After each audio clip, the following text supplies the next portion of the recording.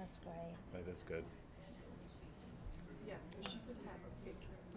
I mean, She yeah. could have gone to Georgetown, Right. to George Mason. Absolutely. She could have gone anywhere she wanted, I'm sure. So what a great spokesperson for us. Yeah. Definitely. Mm-hmm. Imagine being a student to wind up in her class, and it's like, whoa. Well, one of the things is that if you want to spend the class, you need to learn to exclusive. So it's not so simple. Right. Because I was scared. Do you critique? Do you critique? She so she had to go back to her house. She had Yeah. Well, Yeah. I totally understand that. You Oh, can't be right. too You live careful. in a Mm-hmm. Right. Right. No. It's good that they have that kind of security for her.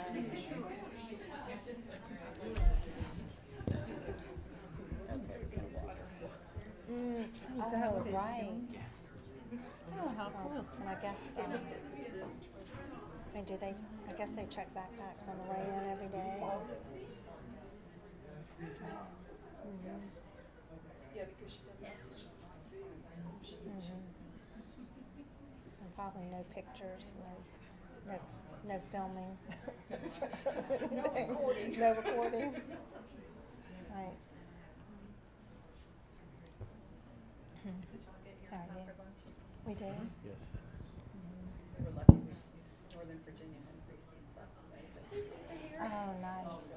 Yeah. If you're gonna stand up and talk, microphone will be right here. You just need to pass it. Why don't we just, I make people busy. Stand and are talk. you going to sit? Yeah, I'm gonna sit. All right, we'll all sit. I think better when I stand, but Yeah, me too. in the interest of, You do want to stand? I think better when I stand. Oh. Are you, Kind of tells you where my thoughts end up.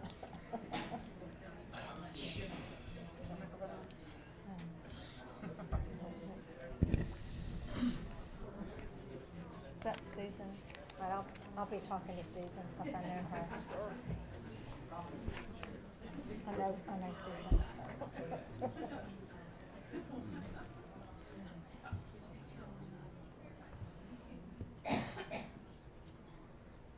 Do you have any of your people in here from the colleges? I don't know because none of the coaches are here. Okay. Yeah. I don't think they come to this conference. Yeah, and most of mine don't either. Yeah.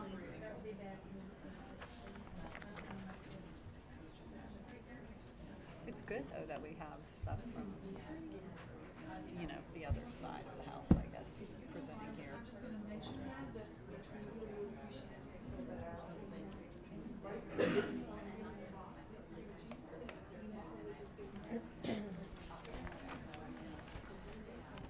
So workforce in general doesn't usually do much here, really. No, because it has a different focus. It's more for teaching practitioners. Mm-hmm. And same with most of my coaches don't go to the homestead conference. That's more for leadership. And the academy is more for the practitioners. Picked up a bracelet so that when the truck's on It's it. so funny when you come in like I did. None of you you see a lot of copper Yeah, out there. see yeah, the a lot. You see whatever. Coco I don't see Pelli the everywhere vision too. the way Did you see everybody that? sees them because people have been There you here go. and they're worked Coco with them. Pelli is the So I don't. spirit. They don't Yes. think. Of course, we can. Yes, That's yes. You do see that everywhere. Mm-hmm. But we married. We had the huge division, the student affairs, and then the academic folks, and there was a lot of And a lot of magic stones. differences.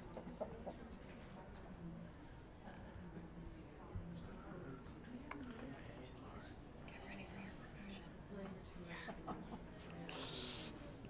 We're not here for the long one. Is it still posted there? On the outside of the door? It was, but it says 3 o'clock. I mean, you have to be Yeah. pretty clueless to realize it's 2 and not 3.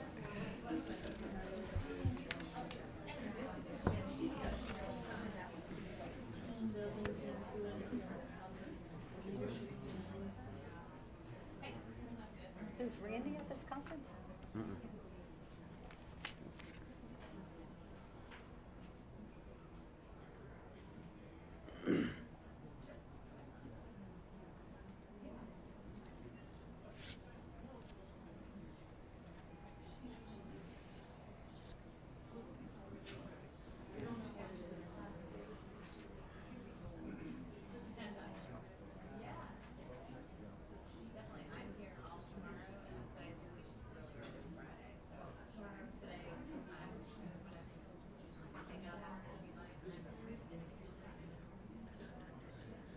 Did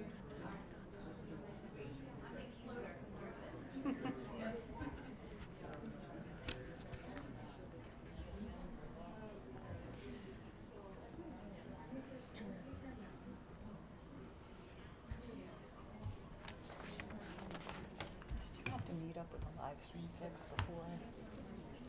We communicated by email. Okay. He sent me an email yesterday asking could we meet up tonight. And I don't know what involvement they would need from us. We'll be there. What did you tell them you're presenting today? Mm-mm. And they're like, okay.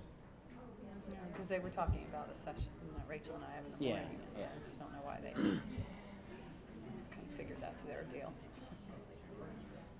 But I told her we could meet. She wanted to. I mean, nothing's different because of this, is there? Really, for the presenter? No, just making sure you're talking to the microphone.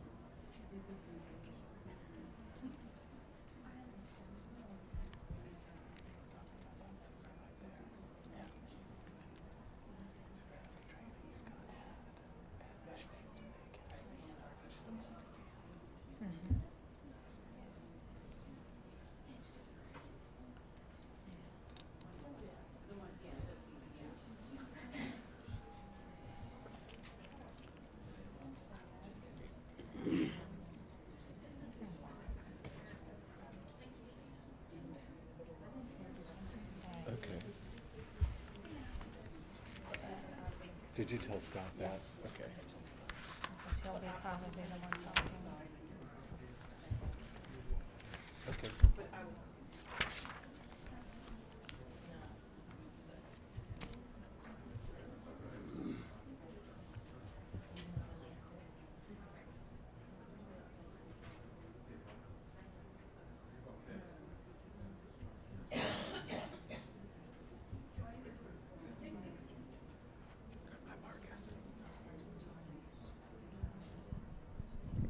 So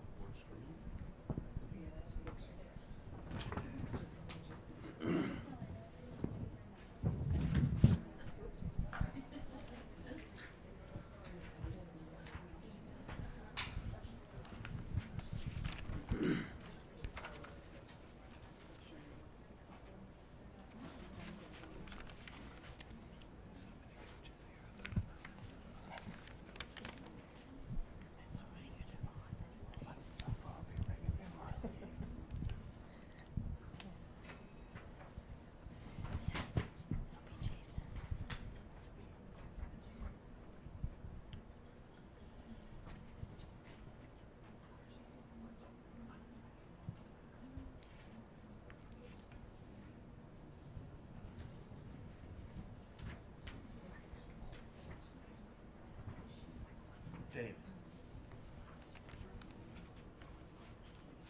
2 minutes. Already still for 45 minutes. I said hi to you at registration, but I think you were busy. Yeah, like that. That's me. Yeah, you too.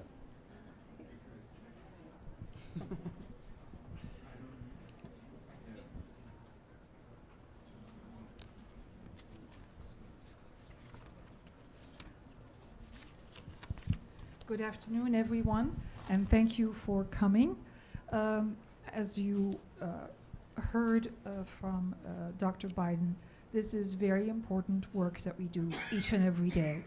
And workforce development is certainly a very vital component to success. And I appreciate that you are participating in one goal, coaching all to marketable credentials. And we will be very interested to hear from the VCCS as to what the new initiative is all about and how they already have made progress. Let me just introduce the speakers, but before I do that, just some logistics. You received an evaluation sheet This is very important to us who are on the PD program committee, so that we know what really we can strengthen for next year and what went well. So I appreciate you taking a few minutes after the session to complete the evaluation, and then if you would please drop it off in the back with Maria Poindexter over there, or if we would not be immediately around, there is a box and you can put it in there. So the second major item that I want to alert you to is when you have questions, please wait for a microphone to get to you. This is very important because the technology will work in such a way that if you do not use the microphone, your question will not be picked up. And this is a session that will be taped with the intent of using it later within the context of training and or information sessions. And of course, for those who could not participate in person, this will also be in a situation where it's live streaming so that everybody would like to know what your questions are. And these presenters will also be reminding you of that.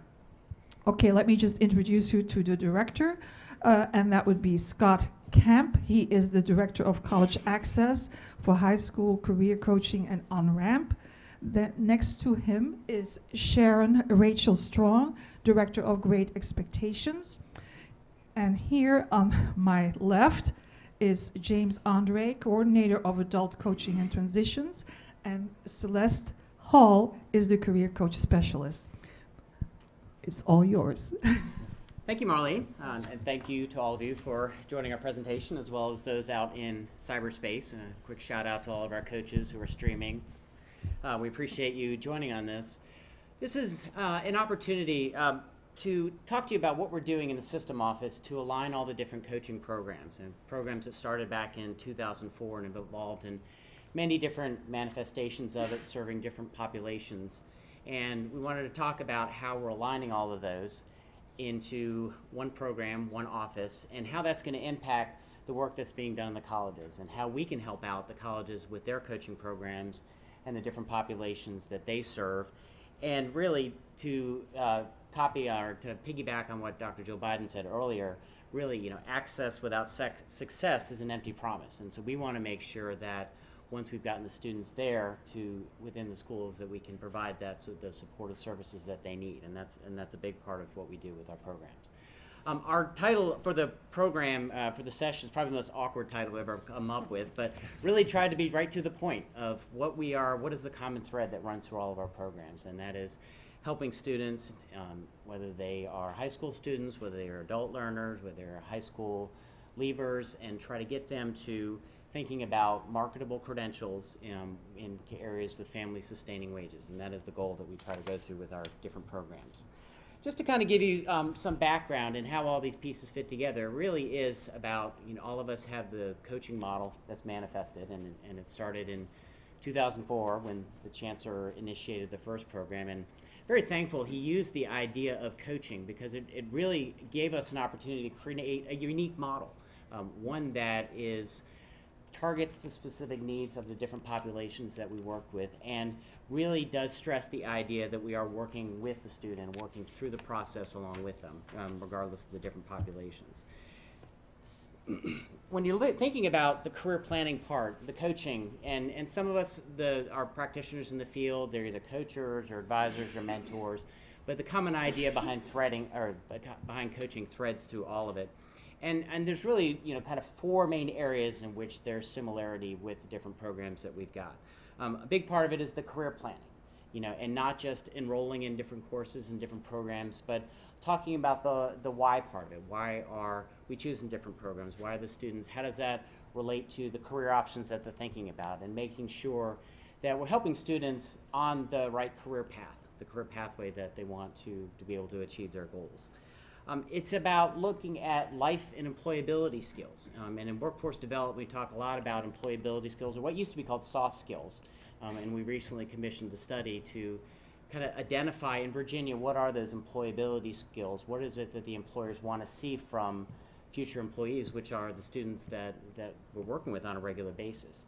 And life skills as well, because most of our students come with some sort of barrier to success. And that kind of segues into that third one, is that the common thread of all of our programs and where the coaching is effective is that there are certain barriers to success. So whether they're a foster youth, whether they're somebody who dropped out of high school, whether they are dislocated worker, whether they're underemployed, all of them have some barrier to success. And what we hope to provide with our programs is those wraparound services. In addition to the great instruction in the classrooms and the advising that they're getting from their faculty and from the college counselors, we want to be that additional person that's helping them through the process and that additional safety net for them to better ensure that their success. And it really is about, I put in quotes with. I mean, the idea of coaching is that what our practitioners in the field are doing is being with the student through the process. We use, when we're doing our training for the coaching, we use the analogy of a passenger in a car, with the student as the driver. So if you think about the work that they do, the driver of the car is the one who decides where you're going. The passenger in the car helps decide, where are the stops along the way? Where are we going to stop to get gas? We're lost. Have the passenger be the one to pull out the map and help them navigate through the process. So it really is one where the practitioner, the coach, is the passenger in the car and is helping the coach or helping the student through the process as they're going along. The career planning process is a big piece of it because there's an attempt to try to not only help the student get on the right path, but help them with skill sets that they can use once they leave our environments and the programs that we work with. So it really is about skill building and about goal setting, learning some of those techniques and learning about that essential process of understanding and selecting careers, with the idea that once they get out into the world, they might be on the right path, some roadblock comes along, some hiccup in the road, they're knocked off the path, and hopefully, not only have we've taught them some skills that they can then revert back to and think, hey, I remember that college success coach, and they helped me do this, or that high school coach helped me build a resume. Let me go back, or, I remember that we talked about that Virginia education wizard. Let me see if I can get back into that thing again, and maybe I can get some help and some information that we're looking at. So, it's teaching more of the whole career planning process is a process. There is no end to the road or end to the journey. And so we're hoping to not only help them along the way, but teach them some skill sets. And it really is providing learners with the tools to put together the pieces of the puzzle. Self-assessment, and a lot of our programs use the Virginia Education Wizard, the interest, skills, and work values assessment to kind of help think about, whether you've got somebody who has no clue what they want to do, that kind of helps to lay the groundwork and put some ideas out there for the discussion. It's about career exploration. So once you've heard about different careers or had some identified by some of those assessment tools, what is that career like? What is the average salary for that career? What's the job demand for that career? And then decision making. Once you've looked at all the different options that are out there, start to put some things down on paper, and really have it be a paper and pencil task. Nowadays, it's cut, paste, and delete on the computer, but it really is putting some ideas down on paper, and if they're not working, erase it and come up with different ideas. But just kind of being mindful of this is the pathway that we're going along, and these are the changes that we're looking at, changing and evolving as you move over time. And that really is at the heart of the career planning process. The most important thing is really it's asking three essential questions in the career planning process. There's obviously the what. What are the different careers that they're considering, and some of that understanding, some of the work that the coaches do with the students and the learners is, what are the careers like? You might have heard when you were younger that you wanted to be an accountant, but what does an accountant do on a day-to-day basis? And the different careers and options that are out there. And so part of what they try to do is put students in touch with people that are in those career fields and make those connections, and whether it's just job shadowing, encouraging internships, and giving them a chance to really see what that career is like before you head down that path and get to the point where you've got a degree that locks you into career. Best example I always have is, we'd have students that were interested in nursing, and they go through all the program and the classes, and they get to the clinicals and find out that they faint at the sight of blood. Not exactly a good quality for someone who's going into nursing, but perhaps if we had explored that earlier on in the process, and it's just one example of how it. And the other question out there is where. A lot of times there's a focus of where you're going to go to college, where you're going to get your training, where you're going to get your degree, what kind of program of study. And oftentimes that's the question that comes out first. It's, what are you going to do after you graduate, or where are you going to go? And realistically, some of the other two questions should be answered before you move on to that, to determine if where you're going is the right place where you want to go. But the big question, and the most important question on there, is the why. And thinking about, why do you want to go into a particular career? Why do you want to go to a particular community college or transfer to a particular four-year university? And, I've got some on the screen, some examples. For some people it's family. Maybe it's a family business that has driven it, or somebody in their family has mentored them, or a friend or neighbor, or someone, someone from church has given them ideas and think they would be good in a particular field. So it's the people in their lives that might have helped that decision. It might be money. A lot of our students, they're young, they're driven by the paycheck, and they want to go into, they want to be a lawyer because they heard lawyers make lots of money. Not realizing that it's 7+ years of college to get to that point, and lots of debt. But, money might be the driving factor in choosing those different career options.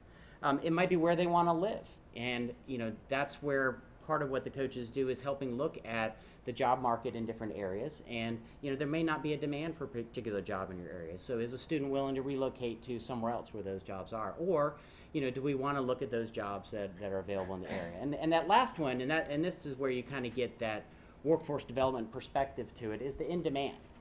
Helping students understand, it's one thing to have a dream and a vision of what you want to study, but it helps to look at who's hiring in the area. And so a big part of what the coaches do is try to kind of draw that connection between the two.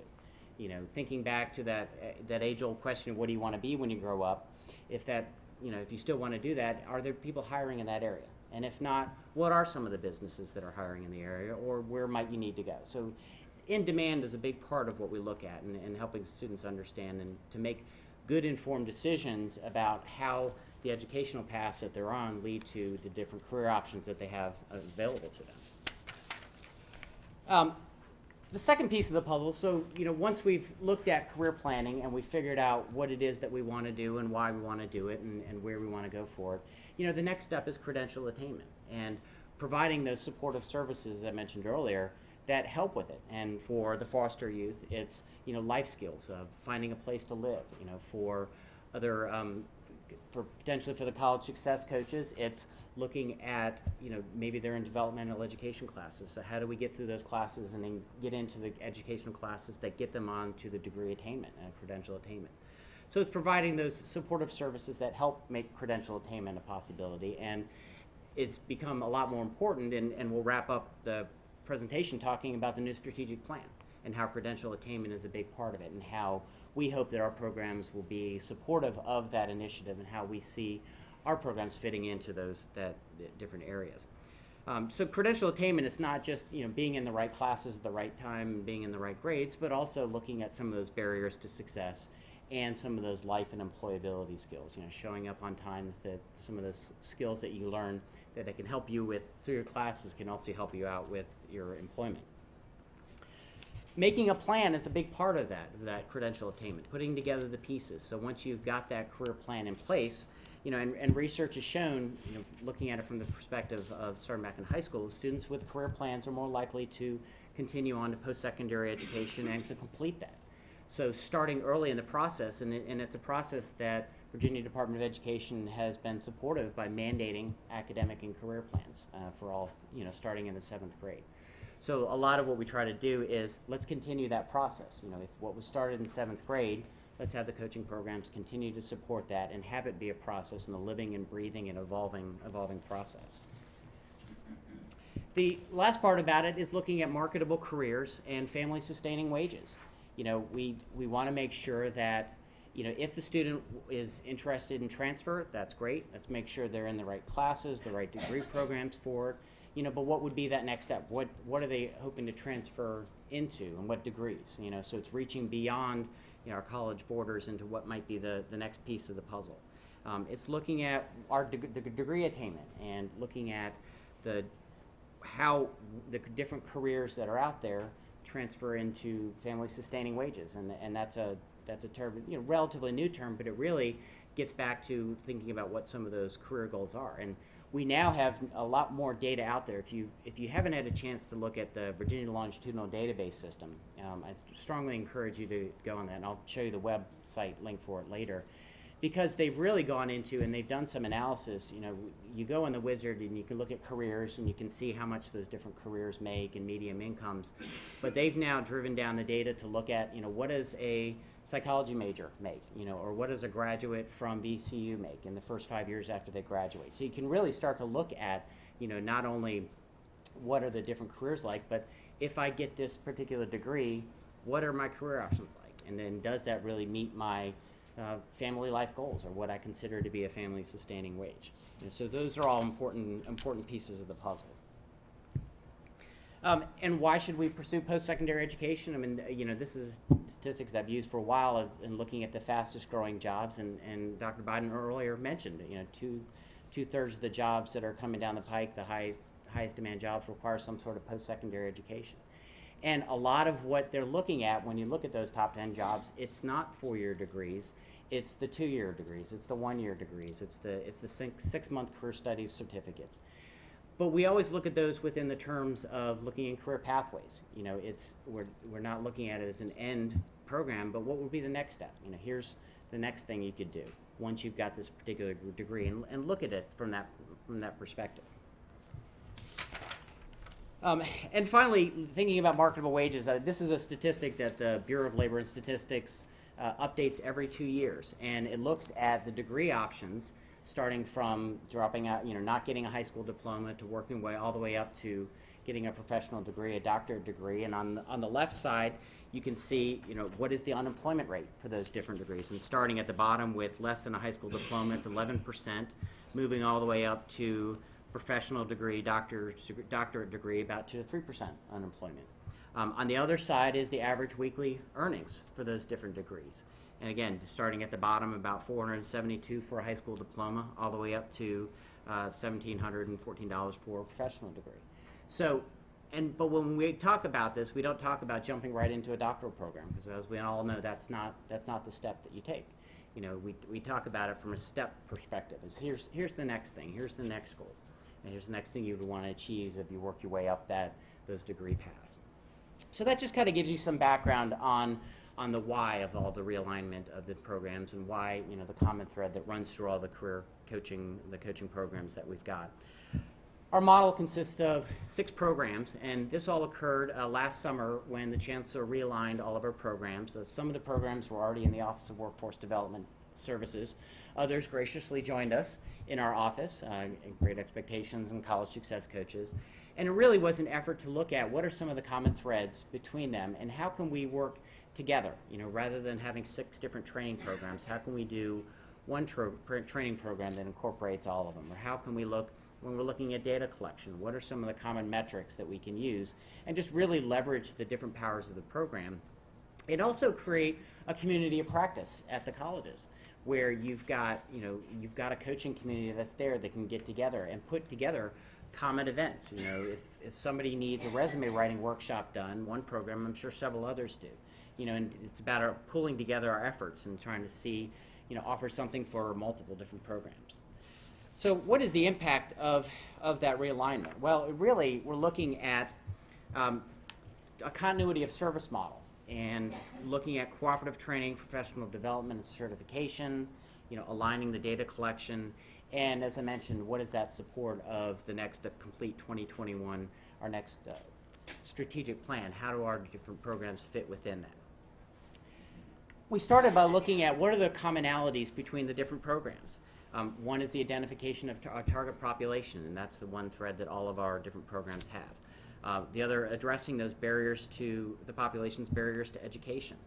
And then looking at the steps along the process, the career assessment, the coaching into career pathways, post-secondary planning, thinking about skills for sustainable employability, and then credential attainment and career placement. And those are kind of the commonalities that all the different programs have.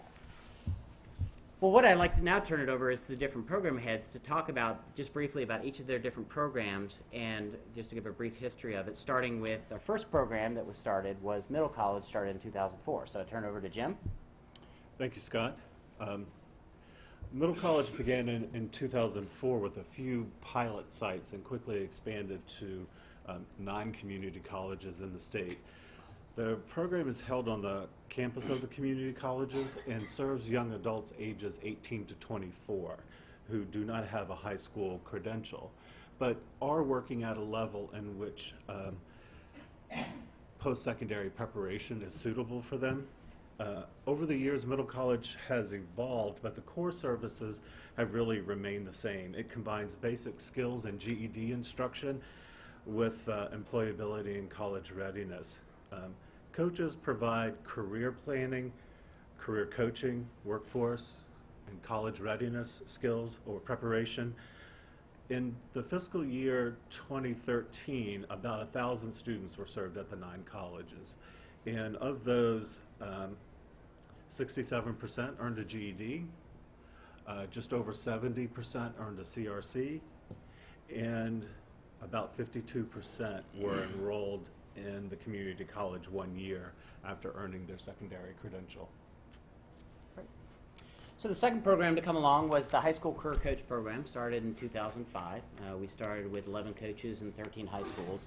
And currently we have about 115 coaches in 180 high schools, stretched all the way in 22 out of the 23 community college divisions, service regions.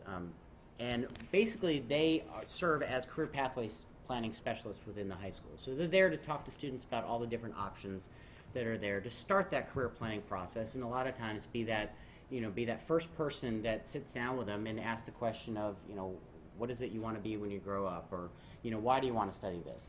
It's not designed to be a replacement of the teachers and the school counselors that are there, but to really supplement what they're doing and to fill in those gaps that are often not, that their school counselors and their teachers don't, administrators don't have time to do. And so really is one of the hallmarks of the program is that it's adaptive to the environment. We provide kind of general training for all of them, but it really does adapt to the needs of the particular students and helps get them on that path to thinking about post-secondary education as an option.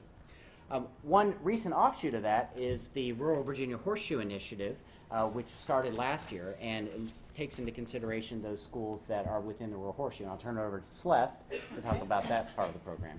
All right, I work with Caroline Lane, who's the director of the Rural Virginia Horseshoe Initiative, and this is a 10-year program that's now in its first year.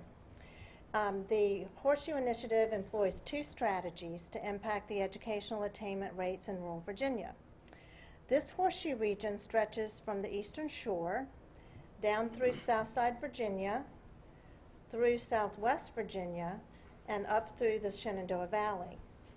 This region encompasses 75% of Virginia's geography, and it's home to 2.1 million Virginians. If this area of Virginia were pulled out to be its own state, it would actually rank 50th in the country in terms of educational attainment. In contrast, if the rest of the state, referred to as the Crescent, which includes Northern Virginia, Richmond, and the Tidewater area were its own state, it would rank 2nd in terms of educational attainment related to the other 50 states. 14 of Virginia's 23 community colleges are in the Horseshoe region. 7 of those 14 are taking part in the 4-year pilot. One of the strategies that this initiative employs is based on the existing high school career coach program. The Rural Horseshoe Initiative coaches are full-time coaches and thus are able to have a greater impact by focusing more on parental involvement, supporting first-generation college students, and the critical transition time to college for those students and other middle majority young people, those who can succeed in post-secondary settings but may not see that in themselves without the support of a coach. The other strategy is to provide $1,000 incentives for people who are earning or have recently earned their GED in order to help them return to school for education and training. So the goals of this 10-year project: in 10 years, this initiative has 2 goals. The first one is to cut in half the number of residents living within the Horseshoe region who lack a high school diploma or its equivalent. Currently, that is 1 in 4, and we would like to see that move to 1 in 8. And the second goal is to double the number of residents in the Horseshoe region with an associate's degree or other college certification from 26% to closer to the Crescent's average of 53%. Great. Next program to come along was Great Expectations. Rachel? Thank you. So Great Expectations began in 2008 with 5 colleges where it was piloted. Over the last 7 years, we've expanded. We're now at 18 colleges. We just added Thomas Nelson this year. We were really excited about that, with goal to get to all 23 colleges. We have currently about 1,000 former and current foster youth in the program that we're serving. Because our youth are kind of slippery, we have the students who are enrolled that we talk about that our coaches work with. We also have students who are not enrolled that our coaches also work with. So we have about 450 enrolled last fall, and then another 400 and some that the coaches were working with. One thing that makes Great Expectations a little different from the other programs is our coaches have to spend about a third of their time on outreach. So our students don't necessarily come to the community college. Most of them have had negative educational experiences, have moved around to a lot of foster homes, so they're not really comfortable just walking up to community college saying, I'm here to register. So our coaches go out to the high schools, to the independent living providers, to social service agencies, and they recruit the students to get them to come to the college. And then once they're there, they get them to apply, they go through the wizard, they go through the other processes, and then they work with them while they're students there. That group that I was talking about, that second group that's not enrolled, those are students who usually have had a semester where they had to take a break off. Maybe they couldn't afford to be there anymore. Maybe they became homeless. A lot of our students in our program have to have help with the really basic needs. Our coaches have to help them find homes, help them find transportation, because they are really lacking in any adult to help them with that. That is the number one. Casey Family Programs created almost like the Bible for success programs for former foster youth, and the number one recommendation is to have a designated point of contact for the foster youth. So that's what the Great Expectations coaches are on your campuses. And I think Dr. Capps is here, who knows Mickey Page, our coach at Central Virginia, and he could tell you that he's the go-to person at Central Virginia for really any youth that's experiencing homelessness or has needs. So he will help them with that. Oh, that's okay. So right now we have about 5,000 youth in the state who are eligible for our program, or who are college age and former foster youth or current foster youth. We hope to eventually reach about half of those. We know that some will go to four-year colleges, some may not be cognitively able to attend community college at all, but we hope to get to about 2,500 of those youth. And there you see I have stats on.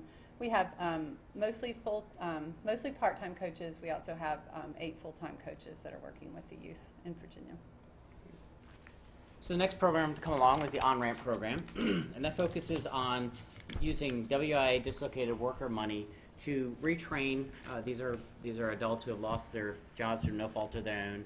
Provide them with training on the community college campus, usually in short-term or in-demand occupations, and get them back into the workforce as quickly as possible. And this has been going on for about 5 years now, and it provides financial aid for both credit and non-credit.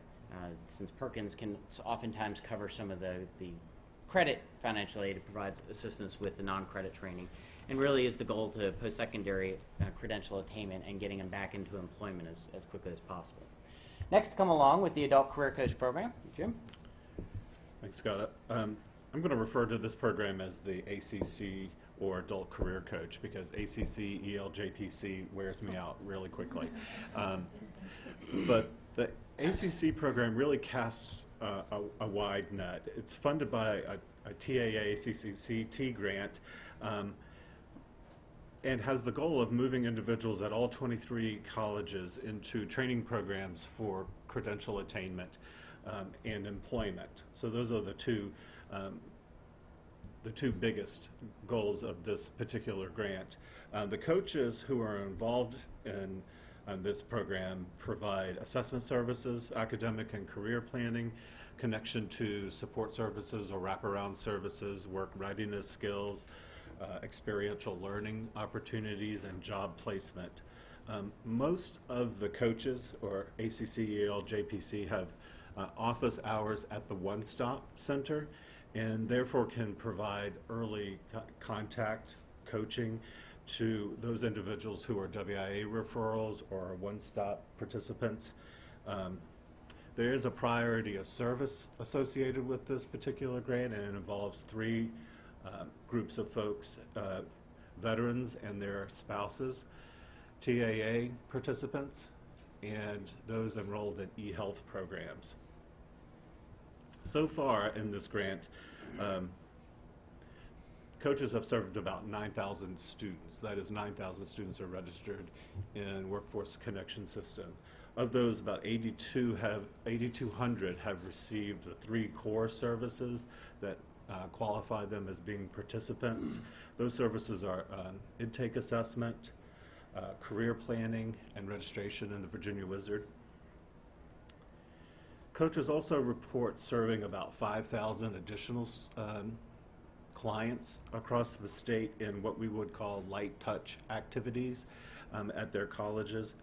Those activities would include things like resume and interview preparation, job search and employability workshops, and so forth. 2,000 have completed training as of last quarter, and 1,200 have earned credentials.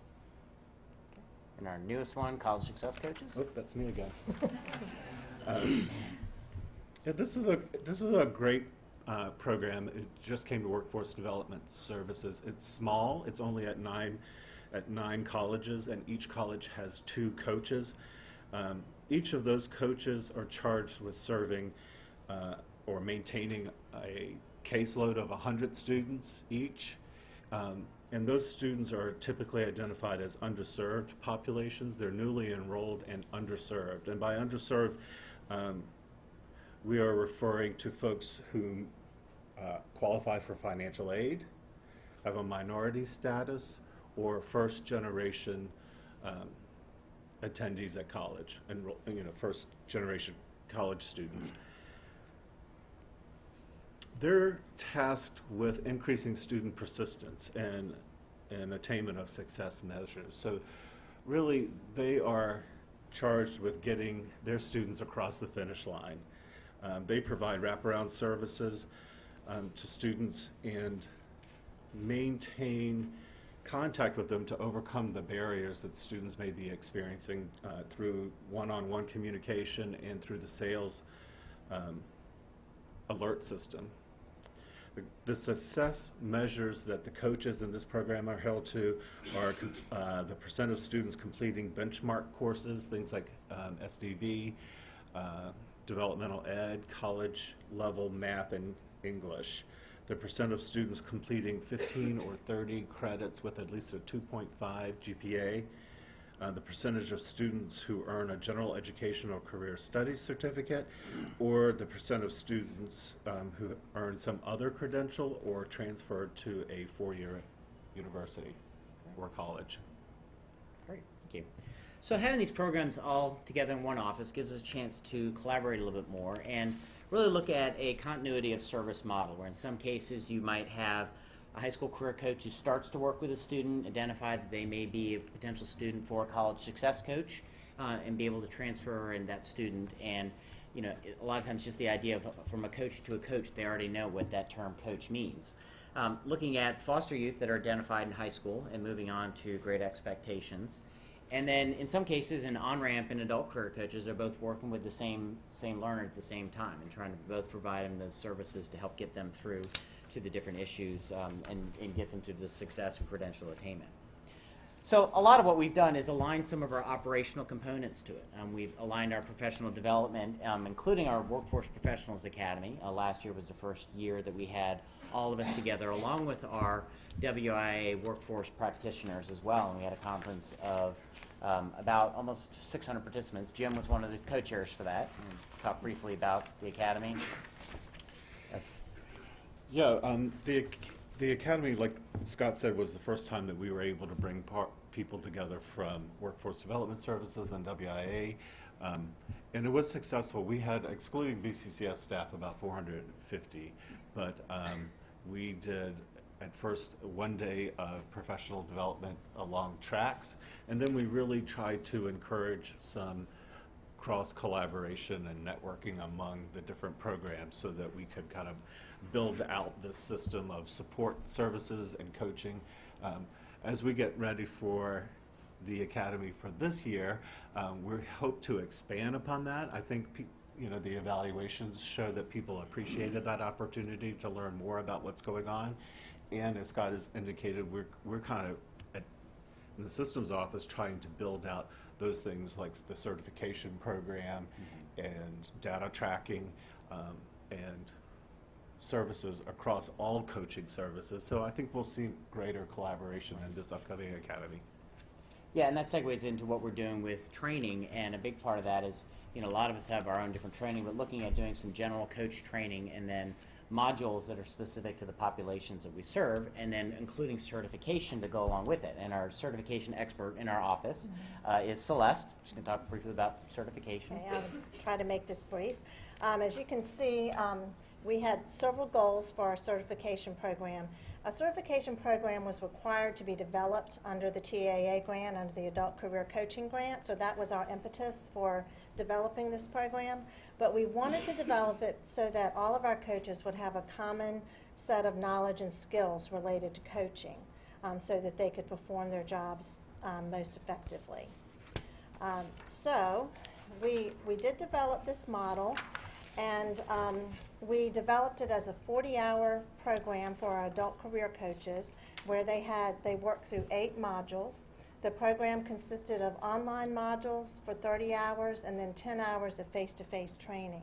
So you can see here the modules that were included: promoting educational career readiness, what is the role of the adult career coach. It looked a lot at advising and helping skills, looked at career planning models, so they had some background with career development theory, learning more about assessment, goal setting, and the action planning for the career plan. They learned more about labor market information and how to use that in academic and career planning. And then there was a capstone.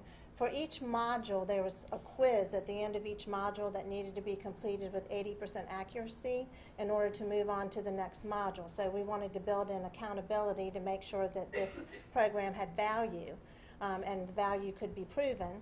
And there was also a capstone project that required the coaches to apply what they learned through the online modules to their actual work. So there were questions and application questions that the coaches needed to submit as their capstone project, and that was another way that the program could be customized to the adult career coaches. So briefly, in terms of the design, there was a focus on both learning and demonstration. They could demonstrate their abilities as well as learn new skills. This was customized to the adult career coaching model through some of our face-to-face time, as well as through the capstone. It included the online self-paced of 30 hours and the face-to-face. It also provided resources for the coaches to use. Within the modules, there was a book, basically, or collection of activities called Integrating Career Awareness. And those coaches now have access to all of those activities that can be used with classrooms, groups, or individuals.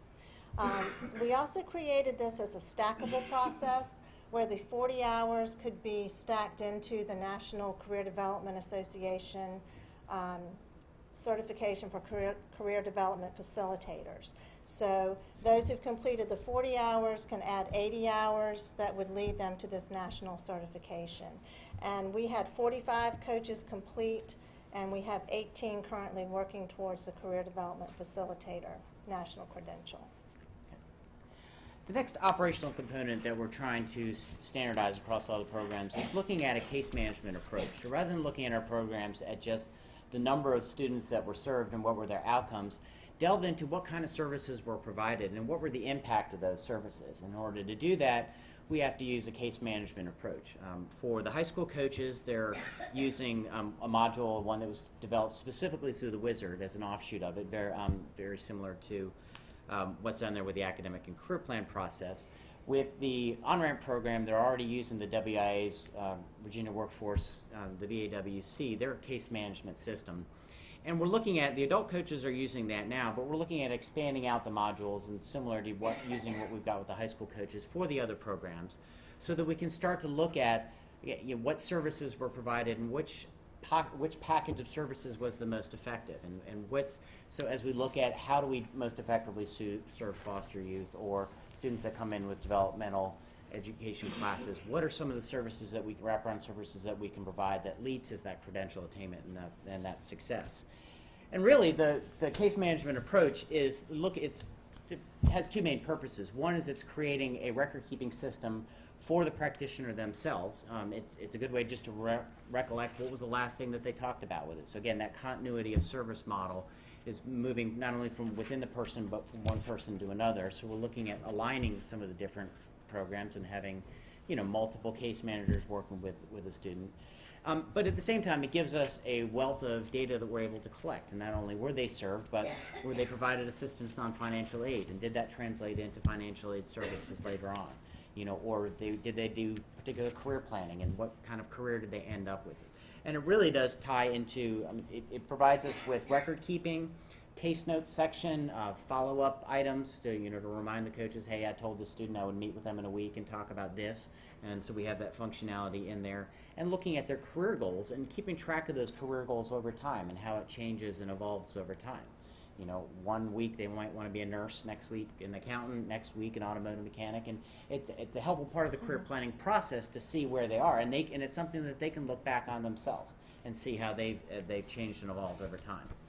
And the second piece of it is the data collection component, where we're able to get some rich amount of data, do some pre-post analysis. What do they want to be before they met with the coaches? What do they want to be with afterwards? And then compare that to not only what they told us what they were going to do, but look at the Virginia Longitudinal Database System, which I mentioned earlier, which has a rich pool of data. Chev contributes it, so it's all the four-year universities. We have National Clearinghouse data that goes in there. We have VEC employment data. So we'll be able to look at, what were their earnings after that? What was the career field they went into? And be able to draw some connections between those. And ideally, look at that and use that information to go back and see, well, how can we make our programs better and more effective with the services that we provide? So I encourage you to visit that website, vlds.virginia.gov. They already have some reports prepared, like the one I mentioned about how much 5 years for majors, 5-year earnings for majors, some great information there. And we're planning on using that data system to look at our different programs. The different partners that, as I mentioned, Department of Ed, Chev, VEC, Community College, and as well as the National Clearinghouse all put data into that system. So the last thing on there is, how does all this fit with the Complete 2021 and our goal of tripling the number of credentials awarded for economic vitality and individual prosperity? And it really does boil down to, what can I do, and our practitioners and our coaches mentioning what can I do to help out and meet that particular goal. And that's one of the things that we're looking at. Specifically with the high school coaches, it's how do we get the students not only into the college and into the programs, but get them prepared and have them have some employability skills.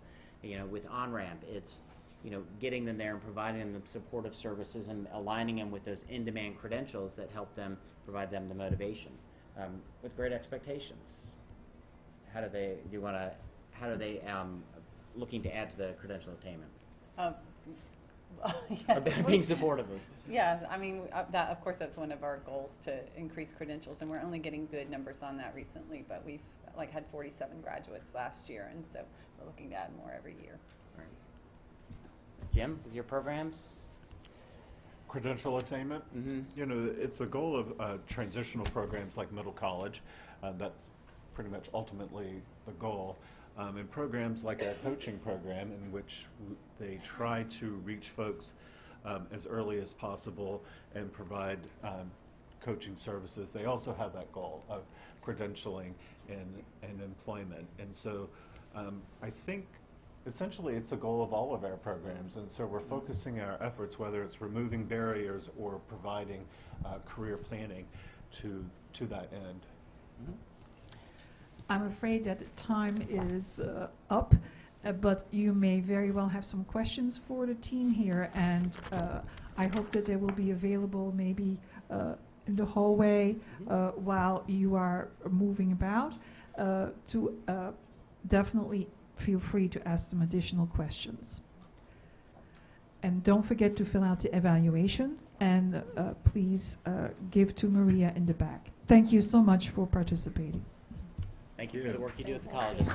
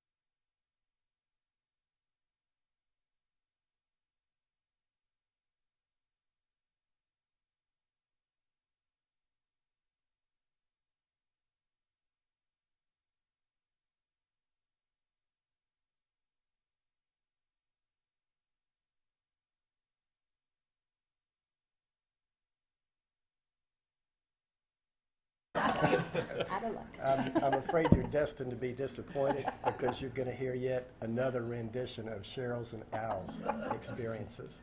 And I say that because I never intended to become an administrator. In fact, I resisted the idea of becoming an administrator. I started out in Virginia's community colleges as an adjunct instructor of English, and teaching is all I ever wanted to do. I spent a summer semester after graduate school. I did go to graduate school before I hit the job market. But after I got out of graduate school, I spent a summer semester teaching English at Wytheville Community College. With the exception of 1 year, which I spent teaching at Virginia Tech, I spent the entire rest of my career in Virginia's community colleges. But after that stint as an adjunct instructor at Wytheville, I taught for a year at Virginia Tech, and then I went to Virginia Western, and I spent 30 years of my career there. I started out as an English instructor, a mild-mannered English instructor, I might add, and envisioned that I would be doing that with fulfillment for the rest of my life. But the individual who happened to be the president at Virginia Western at the time had other ideas, and early on he decided that I should become an administrator. He wanted to lure me over to the dark side. That means you go to work in the dark, you go home in the dark. That's right. You live in the dark. That president was Charles Downs, and really he manufactured a series of administrative experiences for me, hoping to lure me over to the dark side. So while I was an instructor of English, he appointed me to be the program head of English.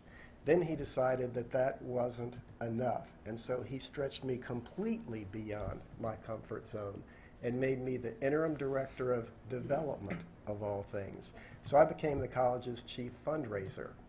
This was supposed to be a tour of duty that would last for only 2.5 months, but it was a tour that stretched into 2.5 years. So at that time, I was teaching English classes. I was serving as the interim director of development. I was the program head of English, and he decided that wasn't enough. And so he created another set of experiences for me. He decided to make me the director of distance learning.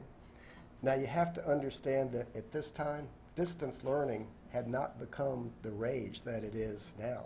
These were the early days of distance learning, so this was a startup program. So I was still teaching an English class during my lunch hour, but as I was also serving as the interim director of development, the director of distance learning, and the program head of English. He finally whittled down my job responsibilities to some extent because he made me the interim division chair of humanities. So I lost the program head of English position, though I continued to teach and continued to do distance learning and development for a short time. And you're beginning to sense one of the other themes that has characterized my career. I've sewn together an entire career through interim positions of one sort or another. So I was the interim division chair of humanities. Finally, I got a real job, a permanent job, and I became the dean of humanities. But I still maintained an outpost in the interim world because during one phase when we decided that we needed teachers more than we needed administrators, I was serving as the director of distance learning, the dean of humanities, and the interim dean of science, mathematics, and health technology. There was one weekend when I almost electrocuted myself putting in an over-the-range microwave oven. And when I came back to the college and told Dr. Downs about it, his reaction was this. He said, and he talked in this nasally voice, he said, "Oh, that's terrible. I would have had to hire 3 people if you died." So, finally, I got what I considered to be the truly permanent job of my career, until this current one, Glenn. And that was as Vice President of Academic and Student Affairs at Virginia Western. And I spent about 6 years in that position before the gentleman to my immediate right manufactured another set of experiences for me. Another interim. Yeah, another interim position, exactly. In fact, I was Cheryl's immediate predecessor because Glenn appointed me to be the interim president of Lord Fairfax Community College. So I spent not quite a year in Middletown and Lord Fairfax, came back to be the vice president of academic and student affairs at Virginia Western. very much like you, Al, I'd made a commitment to my children that I was going to stay in Roanoke until they graduated from high school. And it just so happened, whether you want to call it fate or predestination or coincidence or whatever, that the position at CVCC became open when my younger child graduated from high school. So the position came open, I applied for the job, and was fortunate enough to get it. Mr. Chancellor, we asked your esteemed presidents to limit their bio to 3 minutes. So as you want to do yours, can we have under 5? Oh, Since yeah, the sure. other I'll two, do it in 3. that seems to be the standard right now. Late 1970s, I'm a social worker at a grad school working with juvenile delinquents. Best experience that's helped prepare me to work with college presidents. Cheryl never likes it when I say that. Because The other thing he says is that he points to his experience as a Little League umpire. 4 years of that helped too. I've never been a college president. I don't know if you know that. Chance favors the prepared mind. You can't control chances, and I think you heard that. But you can control how prepared you will be. In this business, to get fully prepared, I would suggest 2 things. When folks ask you, hey, would you take on this, say yes. And a lot of people are afraid to do that. If someone says, well, can you get in the game, that player's out, down, say yes, jump in the game, even if you have self-doubt. The other thing I would suggest to you is, if it was on those flip charts, without a terminal degree, your chances are far less. So, I tell you, if I can get that terminal degree, you can too. So for you 40-somethings out there, and you're working on it, keep working on it, because that's the preparation. And without it, there will be chances that you can't reach for it. So for me, real quick, I was a faculty member for 10 years. They hired me. I was 26 years old. I was perfectly happy being a faculty member. And I had completed my doctorate, which incidentally took me 8 years after graduate school to do, 100 miles each way. The programs are much more friendly today than working adults than they were back in the 80s. And I was pointed toward that presidency. I was a dean at Genesee Community College, and the president said, there is this opening in the chancellor's office at SUNY Central. I said, that's not on my radar to go in a corporate office. And one thing led to another, and I was hired as the kind of lieutenant under the vice chancellor for community colleges. In a world that I had never even aspired to, and quite frankly, never had worked in that world. This is a place where you don't see students, and I'm literally in meetings with people that I've read about in textbooks, because SUNY for a long time had outstanding leaders. I was just kind of blown away. Gosh, I'm in the room with these folks. That vice chancellor for community colleges in my 6th month left. And the chancellor of the system, Tom Bartlett at the time, walked in my office and said, Glenn, Ernie just left. Can you do the job? Right? There's the opportunity. Hey, I can get in the game. I said, sure, with a lot of doubt.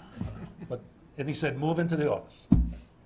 And, the other thing I would suggest to you is, learn, work for leaders that you can really learn from. Even the bad ones have something to teach you. Just don't do that, So for me, it's just, chance favors the prepared mind. And another thing, it is true. Al is quite fortunate. He's unique and he's rare in that, I can only stay here and I want to be a college president. Very rare does that work. That's not Cheryl's story. It's not even John's story. It's very, very rare, although John kind of stayed in the region. You will advance more quickly if you are willing to relocate. And that, by the way, comes at a cost. It comes at, it's tough on marriages. I ended up losing mine. It's tough on young kids. It's a balance that you have to constantly weigh. And lastly, choose wisely. There are a lot of crazy places out there. Don't go there. Right?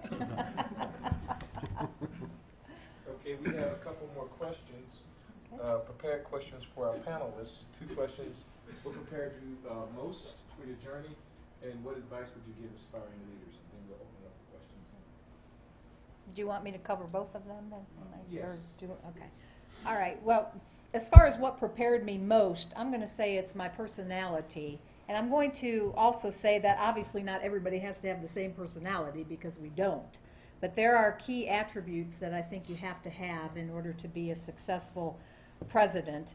And some of those, as far as I'm concerned, and looking back at some of the leaders I worked with, you have to be a collaborator, and I always have been. I was a collaborator before collaboration was cool, as I like to say, because that's just the way I work, and always have, getting input from people, valuing their opinions, etc. They're by far smarter than I am when you combine people. They have the best ideas. Be positive, always be positive, have a can-do attitude. Who wants to follow somebody that's negative and doesn't even believe in the path the college is taking? Nobody wants to follow that kind of person.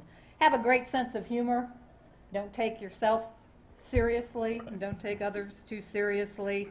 Obviously, you do the work, and you take the work. It's serious what we do, and we have great outcomes, but you have to have fun with what you're doing. And if you look at the panel members, obviously I'm probably the nicest one by far, but I think you can see those attributes I mentioned displayed by people, and I know them very well, and I know that they also have these characteristics. So I think it's just so important to have those attributes. And when I was driving down here today, and I was thinking about my time at Lord Fairfax and also Eastern Shore's president, so 9 years total I've been a president, 9+, and I can only remember 3 times I've gotten angry at Lord Fairfax Community College. You just have to have that even temperament. You have to be... 2 times she was on the phone with me. Obviously, I've gotten irritated or frustrated or things like that, but I can only remember 3 times I've gotten angry. And the fact that I can remember those 3 times tells you how very rarely that happens. You just can't let that happen. You've got to be the one that's on an even keel and knows where they're going and works with people to bring them along. So that's it. And my advice for you, I already mentioned the breadth of experience I had at that very small branch campus. I encourage you, if you can get involved in other areas of the college, it will bring you immediate credibility with people who work in those areas, because you know what you're talking about. You also know if they're trying to pull the wool over your eyes about something, because you've been there, you've done it, you've learned it. Again, have fun, be the person people want to be around. If you're the person when they see you walking down the hallway and they veer off to the side because they don't even want to interact with you, that's not a good sign. And become known in a good way at the college you're at, or the organization that you're at. And Glenn already talked a little bit about this, about volunteering to do different things, different committees, be involved in other aspects of the college. Don't be afraid to sit by the president at a luncheon that you're having. And I've noticed that. Have you ever noticed that before? As you move up the ladder, sometimes people are a little bit, I don't know if they think I'm going to judge them or what, but they just aren't as open. So don't ever hesitate to let people know who you are and what you're doing and the successes you are having and the career aspirations that you have, and ask advice. I love to give advice. Usually it's good, but I do love that. So that's Dr. Roberts? A lot of this will probably sound pretty repetitive because, we in thinking about this, I think one of the things for me that has contributed to my success was that when I finally found the community college, because I didn't have a lot of experience with community colleges until I went to work at Southside. I really found a place where my professional values really fell in line with my personal values. Having been a product of the late '60s and the civil rights movement, the whole idea of opportunity and access for everybody was just was a part of me. And then to find an institution and a place where you could work that also had the same values was really essential to me. So I went to work every day, not necessarily thinking I was holding a job, but was really responding to a calling that I kind of had for what I wanted to do with my life. So that was important for me. Glenn kind of mentioned this a little bit when he was talking, but the value of mentors cannot be overstated. And you can find mentors in all different walks. You'll find them, professionally, but also, to have folks even outside of higher education with whom you can bounce ideas off of and have conversations with that are open and honest and reflective are really, really valuable. And having mentors on your side who can support you and kind of get you a little more pumped up on the days when things are not going exactly as you would like, or you don't think you're having the level of success that you'd want. You need to have some cheerleaders and things in the background. So I think that was important. And then another thing that was mentioned already is a diverse background. I think one of the things that helped me personally was that I had worked in student services. I worked in workforce development. I worked in academics. So when it came to moving to the provost level and then to the vice president's level, I had some experience in all of those areas, so that nothing was foreign to me. I had a comfort level in dealing with each of those aspects. In terms of advice, there's a term I use often when I talk about leadership, and the term is presence. And I think one of the things that you have to do most is develop a sense of presence about you. So, and that has to do with everything from how you look. If you want to be the president, you can't wait till you're the president to start looking and acting like a president. You've got to start looking and acting like a president so people see you in that role. So it has to do with your communication skills and developing good oral communication and good interpersonal skills. For me, it has a lot to do with integrity. People have to have the confidence in you that you're going to do what you say, that what you tell them is really how you feel, and that kind of thing. So that whole idea of having presence and being able to command a room when you walk into it, not that you want to feel like you are always such an authoritarian or in a supervisory position, but just that people respect your presence, and that's important. And then the last thing I'll address is flexibility.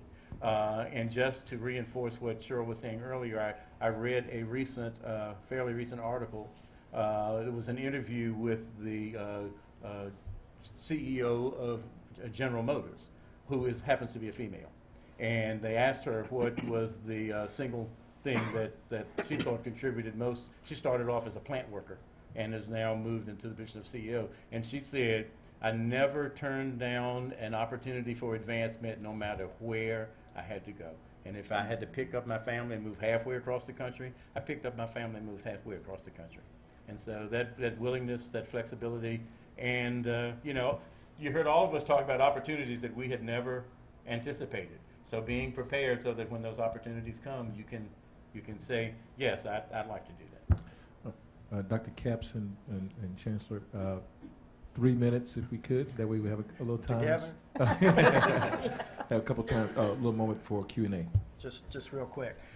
I know you must be thinking, how did that guy ever become a president? Because he doesn't have a single original thought in his head. Because most of what I'd say would just echo what Al and Cheryl have already said. The diversity of experiences across a wide array of areas, that's crucial if you aspire to be a president. The mentors, make yourself vulnerable to their lessons. From Charles Downs, I learned about the internal management of a college. From Bobby Sandel, I learned about the importance of community relations. And from this guy, I learned how to facilitate large-scale, I'm not going to say change, but large-scale progress. Because one of the lessons that Glenn taught me long ago is that nobody likes change, but everybody likes progress. As far as advice is concerned, take advantage of every opportunity, as Al just said. And a little bit of philosophical advice. If you aspire to be a president, do it for the right reasons. Don't do it to satisfy your ego. Don't do it for glamour. Never lose sight of the fact that our duty, our mission, is to serve students. Never forget that students always come first, and always remember that it's never about you. It's about the community and the college and the students you serve. I'll just be very brief. It's perfectly fine to aspire to leadership roles, but not the presidency. I mean, I know plenty of folks that are very, very happy as a chief academic officer. I know plenty of folks that they just love being a division dean because they're so even closer to faculty. So wherever it takes you, that's fine, but it just doesn't have to be a presidency. 2 more comments. If you do aspire to leadership roles, you have to be prepared to accept rejection.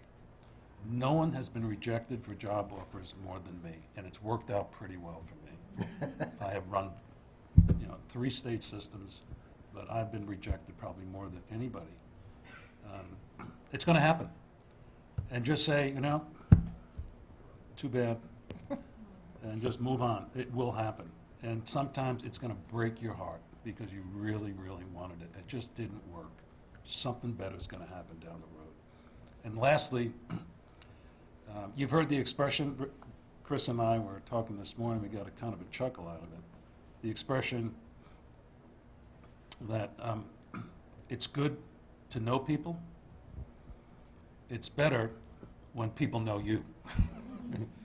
when people know you. So. Absolutely. Thank you. All right. Well, it's your time. We have 5 or 7 minutes here, and we'll have time for a few questions. So we'll let you ask a question. Please, talking to the mic. You have one there? Okay, excellent. I want to thank you all. I really enjoyed your story so very much. I just think that's wonderful to hear your journey, and I appreciate knowing that. But one thing I really want to know, now that I know your job and I know your history, what is your work? What do you do when you get into the college at 6 a.m. in the morning? And, is it, I know many of you attend meetings all day, but if you could just kind of give us a sense for that pie, I would really appreciate it. Yeah, I'm curious.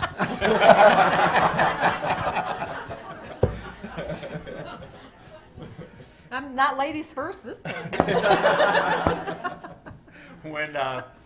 And I think it was when I got the position as provost, and my mother, who was really aging and in the early stages of Alzheimer's, and every time we talk, and she would ask, "Well, what do you do?"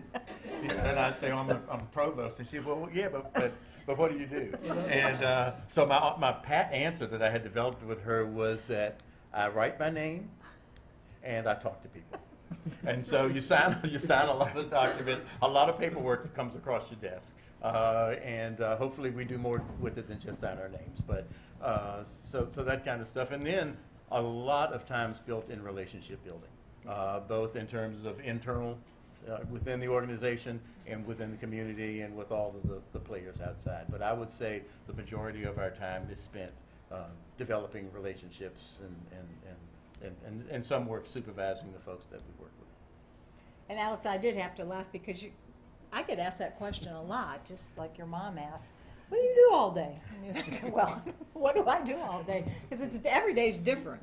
And you do spend a lot of time in the community, and as Al said, building those relationships, but a lot of time internally working with people on progress, on what can we do differently, how can we increase student success, helping set that vision, helping set that positive tone, my most important thing to me is to have students satisfied with what happens at Lord Fairfax Community College as an employee satisfied with what happens at Lord Fairfax Community College. And I believe that I set the tone for both of those things. I can tell you, I'm not confused what I have to do. I have to do all that other stuff, but the 2 big things that I have to do is I have to work with others to get the priorities right. So that's achieve, 15, and now it's complete 2021. It's easier said than done. And the second thing is surround myself with people like these folks. I'm very involved in those kinds of decisions. And if I can do those 2 things right, just about everything else kind of falls into place. Since I have no original thoughts, it's dinner for me. You can go first next time, Yeah. sir. All right. That's a good Please, next question. Yes, sir. Try to speak. Oh, thank you. I am from another world, from over the ocean, outside the box. I don't understand something, and I need some explanation. The first time I heard the dark side was from Terry Suarez, like 10 years ago here, and he always said, I joined the dark side. He was faculty and he became administrator. Now, I heard this word also 1 or 2 years ago from Dr. Dubois when he opened this, that he's the darkest guy here, and now I heard it again. So, my question is, why is the dark side Hey, called let dark? me answer that. You know, 14 years ago, Terry Wisnett who's here. You guys say hello to him. 11. He's here. Yeah, he's here. He's here at this conference. 14 years ago, he had me dressed up as Darth Vader at this conference. We did a whole big thing, but I'll tell you the dark side thing. When I was a faculty member for 10 years, I said to my faculty friends, I'm taking this job across the country as a dean at Genesee Community College, and they said, oh my God, why are you doing that? You're such a great teacher, you're going to be a terrible administrator, because good teachers make terrible administrators. And I went, oh man, I already signed the contract, you know.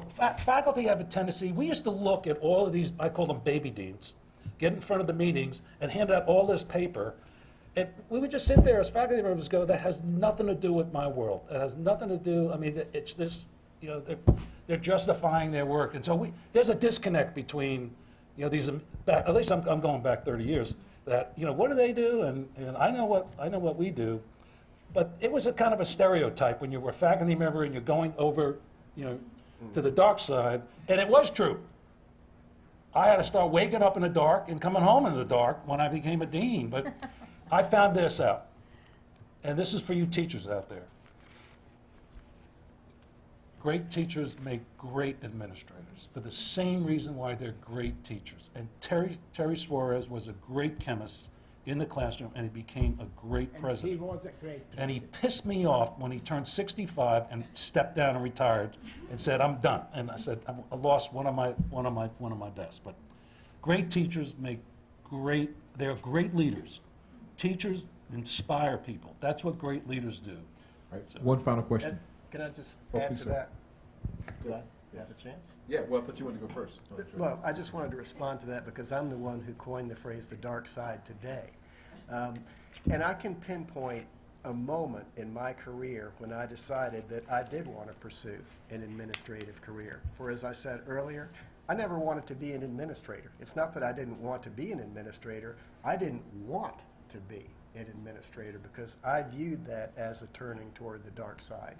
But I was having one of these conversations one day with Charles Downs, the president at Virginia Western, and I said, you don't understand. I love teaching. I love working with students. I love being in the classroom. And he turned it around on me and he said, no, you don't understand. If you become an administrator, the college is your classroom. And that was the moment when I really began to think that perhaps I could make the same difference at a department or in a college at a different level that I was trying to make in the classroom. And that's what turned me in the direction I finally took. That's a great original thought, sir. One final question, and then we're going to be out of time. Who has the final word? Come on. Yes, ma'am. And I apologize, I came in late. My allergies are getting the best of me, and I didn't want to be disruptive. So, but I'm glad you said that, or all of you said that, because that's been my biggest fear. I've been told I'm a great teacher. I've been a nurse almost 20 years, and I'm starting to kind of feel the call like I would like to do more. And so I'm really glad that you said that great teachers can be great administrators, because I was afraid, okay, I just don't know how well. So what is your best advice for somebody who is a teacher that is now wanting to take this step? Well, I think for faculty members, your next step would, I'm speaking kind of a logical pathway. Department chair, if you have those things, division chairs, which I know you have. Don't be afraid to take on interim opportunities, even though you might not be able to be a candidate for the position. At least you get the experience. You try it on for size, you see if you like it. So I think in the academic route, your next step is for like a division chair, and then stay in that, get some experience, and then logically, it'd be a vice president of academic affairs, and then onto a presidency. But it's an unknown leap for a faculty. I was in a classroom for 10 years, and you jump into something that no one prepared you for. And but looking back, I think don't be afraid. Great teacher. Just if you're a great teacher, keep doing what you're doing when you become a dean, because it's as John said, you're still teaching. It's a different venue, and as you go up higher, you're going to see students fewer and fewer. But you have to believe that what you're leading, whether it's a policy development or whatever, is going to have a tremendous impact on students, even though you can't see it in a classroom. So don't be afraid. All right, a couple of administrative remarks here. You got evaluations, please turn those in the rear. Please, a round of applause and thanks to our esteemed panelists. Thank you.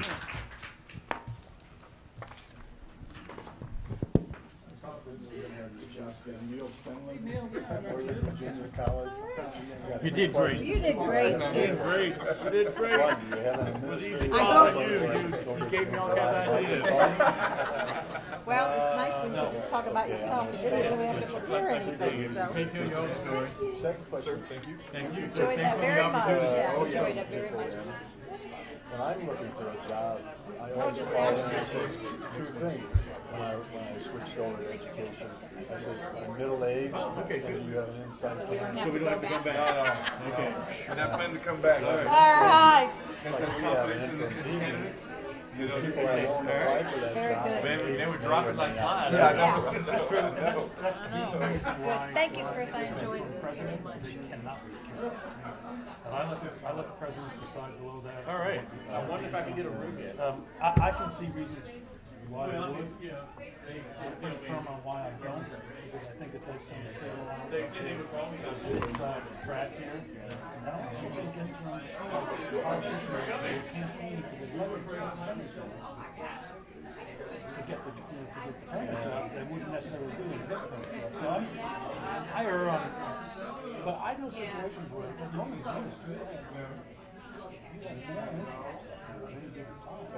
My dean and my provost and my president.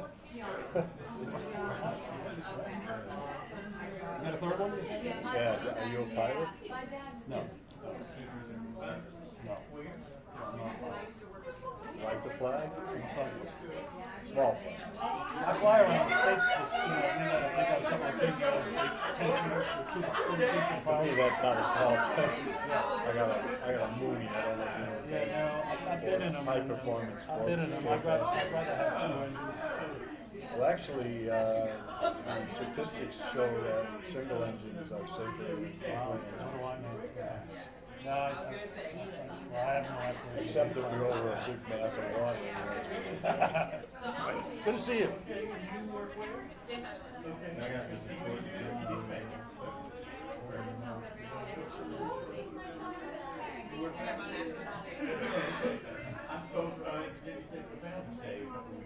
Oh, wow. So it's great to meet you. Please make sure you do that.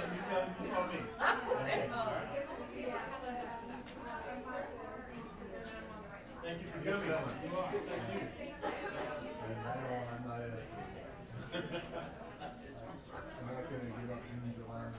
I don't believe it. All right, sir.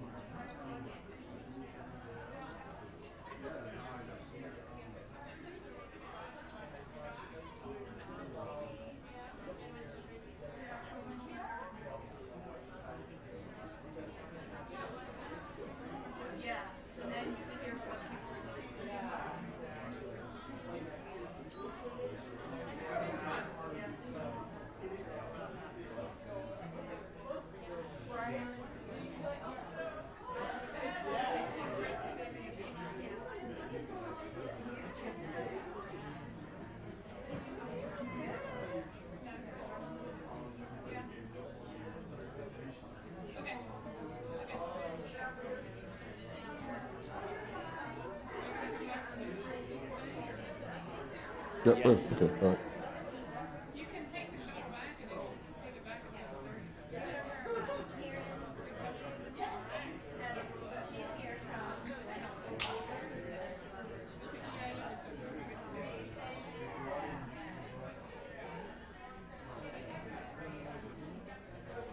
I'm just gonna eat there and snack.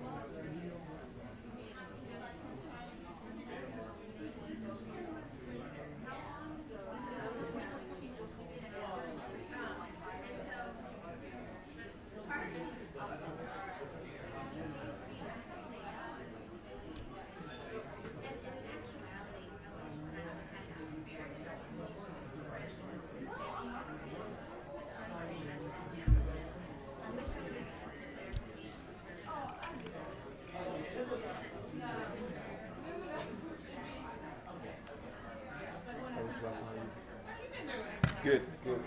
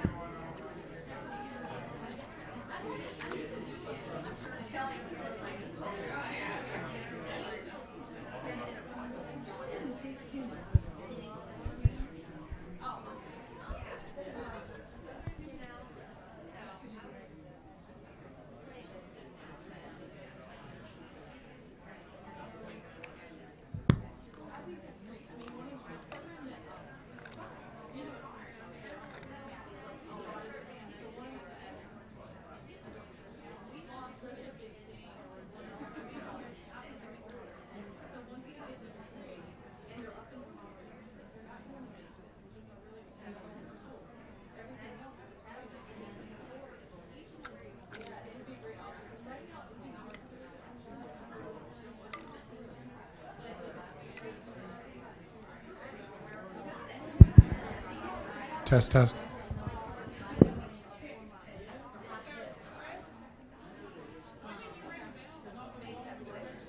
Oh. No, I had this. If the chancellor wasn't there, I probably would have used it. You know, I was going to do the timer. Because I warned them over and over again. But you know, it never works. Oh.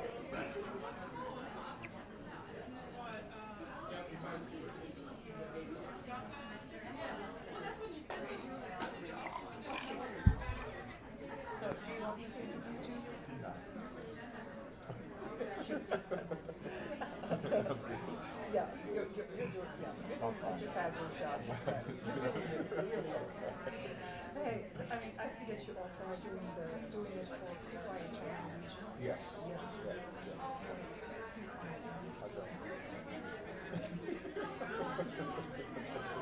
I mean, but this is just kind of part of Oh, yeah. as your, But, you know, my question is, your resources still have There's a couple more. and I can vouch yeah.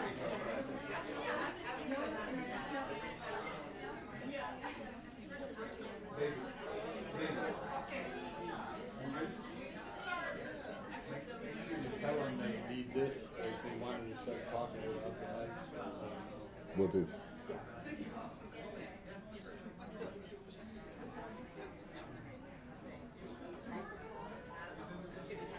Yep. Yep.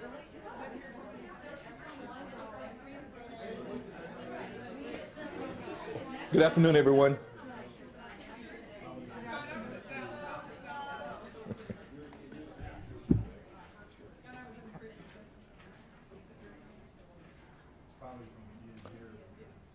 So I think we have a bunch of handlers in the room. So Dr. Marlene McCabe and Dr. Maria Poindexter and others. So I said I'd just introduce myself. I'm Chris Lee, the Chief HR Officer for the VCCS, and I always just say I'm just the HR guy, right? You know, so that's the easy way to remember me. So today we're going to talk about search committees, and I'll share with you some of my professional experiences, and hopefully they might benefit you. I'll take you back to summer of 1994. I was new in higher ed, and I was HR officer for a small community college in Georgia. So over that summer, you know, the president had appointed me ex officio on all search committees to ensure that things, you know, went well. And so that summer, at the 11th meeting of the search committee,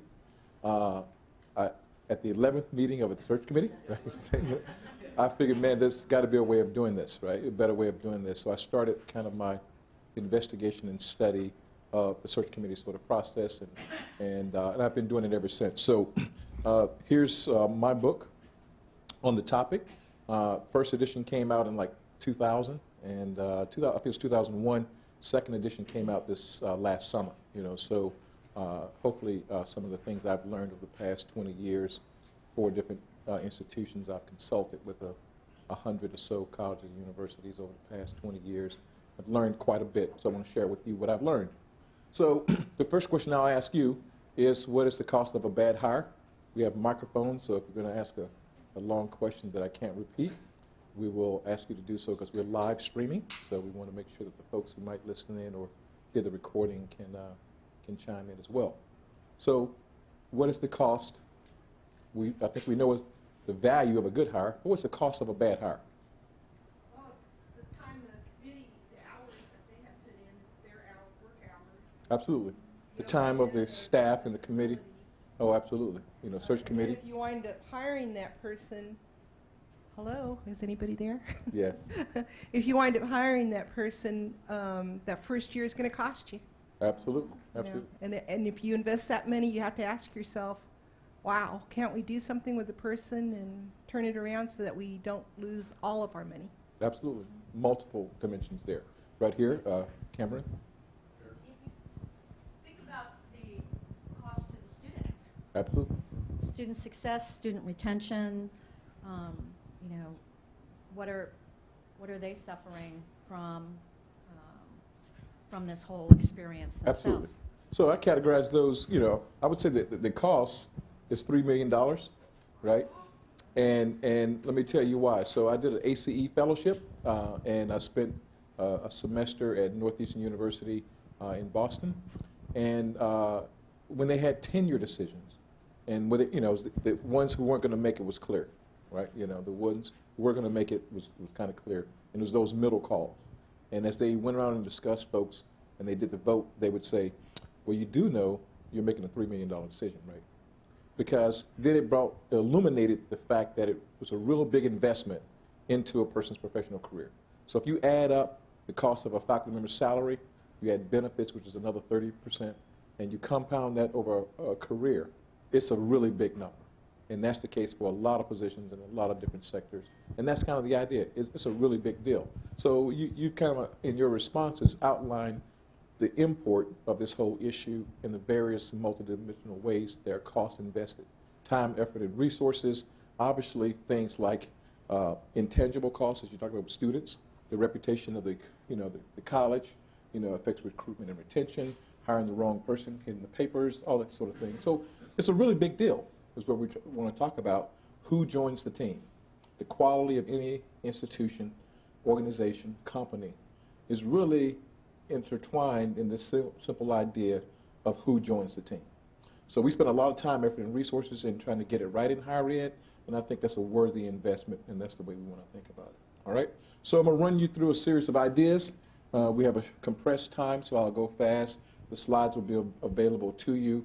I'm your resource, right? You know, I always joke. Marlene was giving me a compliment earlier, saying that, you know, my book in the previous edition was a good resource and it's probably the best out there.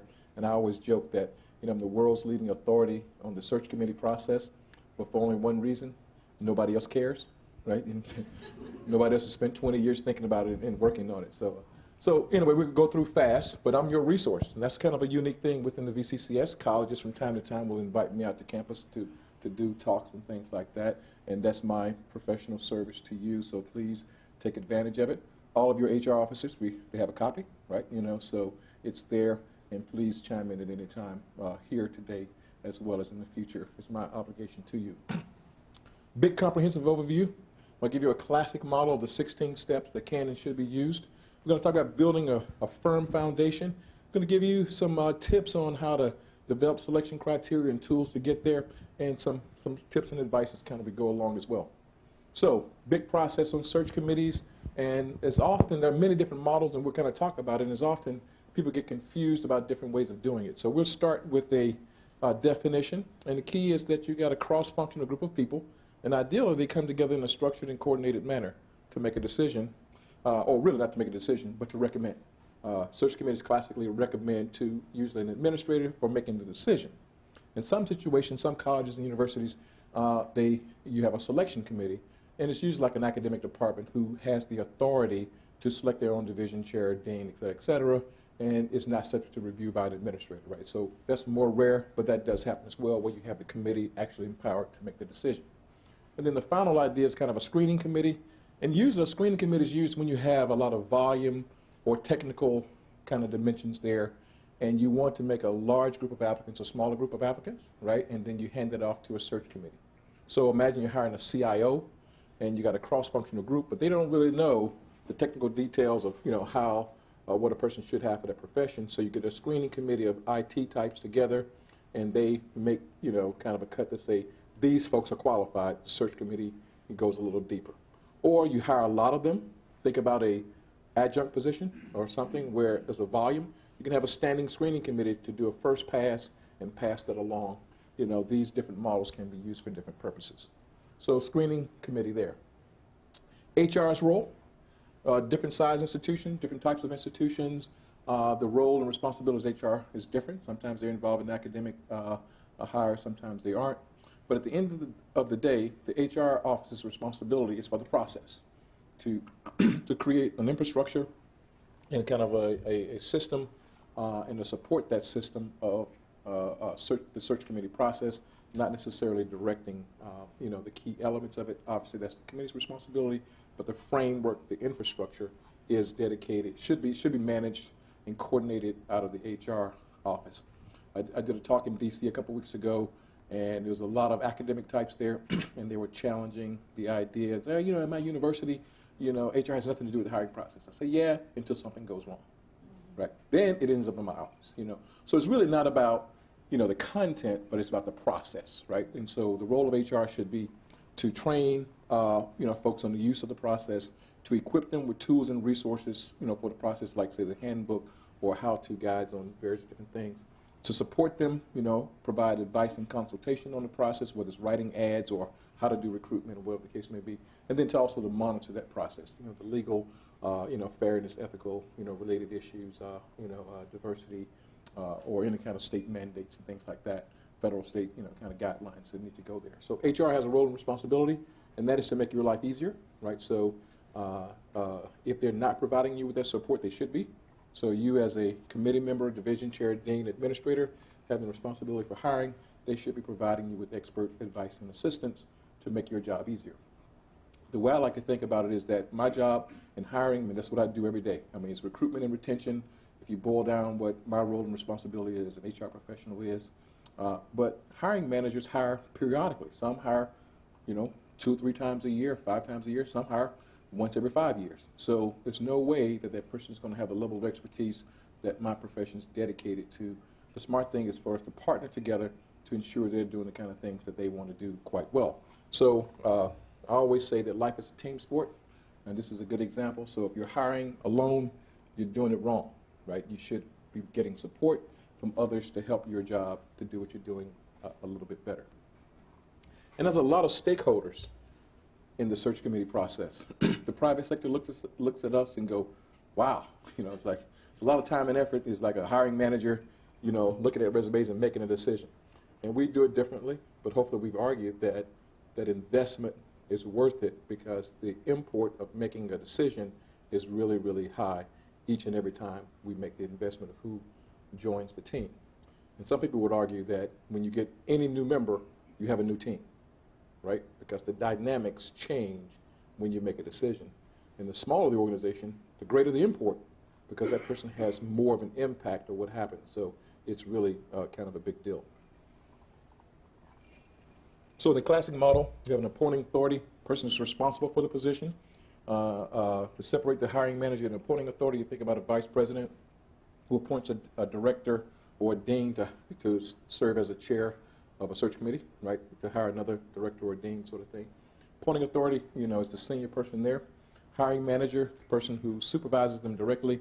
You have HR involved, search committee chair, members, and then equal opportunity professionals of all types. Universities have a lot of social equity, diversity, affirmative action, all kinds of different sort of positions. They come in multiple varieties. And then you have a series of ex officio members, which kind of can be dual-hatted.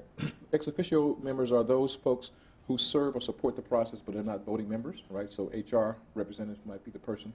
You might have what they call a staff assistant, a person who gets involved in helping out with logistical matters. Like, so when we run the presidential search, as an example, in the VCCS, we have a vice president or admin assistant to the president to help coordinate, matters back and forth, so just others who might be involved. And then diversity advocates is a big role, national movement here, of having folks who have a social justice, equal opportunity, fairness, kind of an employment sort of slant, who can be an ex officio member to search committees to help them make decisions or navigate difficult issues that might come about in the process. The old school version was like an affirmative action or diversity committee. Those members would be kind of deputized to go out and be involved in search committees and help out. But you can't have enough of those, and so the idea is to find people who are interested and willing to serve in those roles and give them a little advanced training, and knowledge and assistance of the college or university's policies and procedures, and also, issues of how to deal with an issue when someone brings up something inappropriate in a meeting or, says something, unfair about candidates or how you screen and evaluate. They have some advanced tips and training about how to help the committee resolve and kind of get through those things. So diversity advocates is a big kind of national movement right now, and anyone can serve on those, right? Ideally, there's a multicultural group of folks who have it, right sensibilities and a little training to serve, to help in that sort of process. And then we might have others. You might have board members. Sometimes you have legislatures or community members, students, many other people might have, an opportunity to interact. So questions or thoughts before we continue forward? I know I'm going fast, but I want to make sure that we get to all the things. Yes, ma'am, we have a mic coming to you there. Dr. Lee, Yep. the diversity advocate, Yes. what kind of training or background would that person have? Person didn't need to have any kind of background, but they do need to have some training. I think the key is just a person who's sensitive, and, to the idea of being fair and equitable, right? And then they get a training on the hiring process, the rules and laws around that sort of thing, and also issues of, fairness, multiculturalism, and things like that. Normally an administrator? No, it could be anyone. Okay. Anyone. In the book, there's a vignette on that. It talks about it, and it talks about the training that you can and should do for diversity advocates. All right? Other questions before we press ahead? All right. So, search committee process, 16 steps. We're going to run through, those real quickly here and give you a comprehensive overview, and then we're going to highlight some of the major parts. Well, not major parts, some key parts for the purpose of today's discussion. So all organizations tend to have some sort of approval process. The approval process has two parts, money and authorization for the position. Those are very, very different. When there are budget cutting times, people appreciate it more where you have a position, but you don't have the authority to hire for that position, right? So you go through some sort of approval process with all the players sort of involved. Many people put that on a form, sometimes it's electronic, and the approval process also serves the purpose of ensuring that everyone knows that we're going through a hiring process, so it serves as an announcement as well. Everybody involved knows, we're about going about that sort of thing. Next is what I call an organizational analysis, which is very important. In the book, as an example, there's a 25-question checklist, and most organizations don't pause and do due diligence before they hire. My HR colleagues would tell you that the typical response is you get a resignation letter and a request to advertise together. Like, Jane's leaving on Friday, can we get this in the paper on Sunday? You know what I'm saying? It's that kind of quick reaction to, oh my God, I got to have someone in that role. And that's the exact wrong thing to do. The most important thing to do is to look at the position, the team, the department, and the organization, and ask a series of questions to ensure that the position you're refilling serves the organization's needs today. Because a lot will have changed in the position over time, whether that is technology, regulatory issues, the team itself. You can move the duties around with the people you have, give people promotional opportunities or just a difference of, kind of work. And then you hire for the organization's needs today. The right time of year matters, the budget to support it. Can you appoint someone interim? Can you promote someone? Many different decisions to be made. And I argue that most mistakes in hiring happen right here because we haven't done due diligence in deciding what we need, and we start a search and we try to adjust later. Go ahead, Cameron. We need a mic. Okay.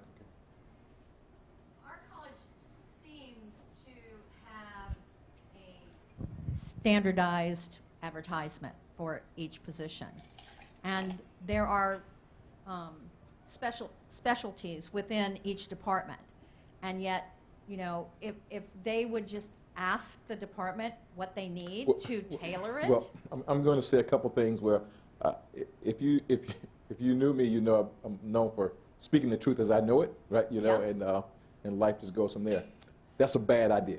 Okay, I'm just saying because you need to adjust to the reality of what is now and the needs of the organization now. So a standard advertisement for all positions is probably just fundamentally flawed. Well, I'm in biology, so Yep. we have a standard advertisement for a biologist. And what we end up getting is like 100 applications when if we had put the specialty area Absolutely. that we wanted, we might have got, 25 to 40 applications. Who are qualified for what you need. Exactly. I agree with you. And that's a step later as we talk about defining the position, right?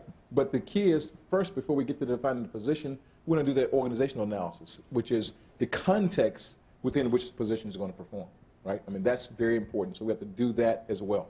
So we just kind of ran through some of those ideas. So the next part we're going to talk about before we get to define the position is what I call laying the groundwork or building a foundation.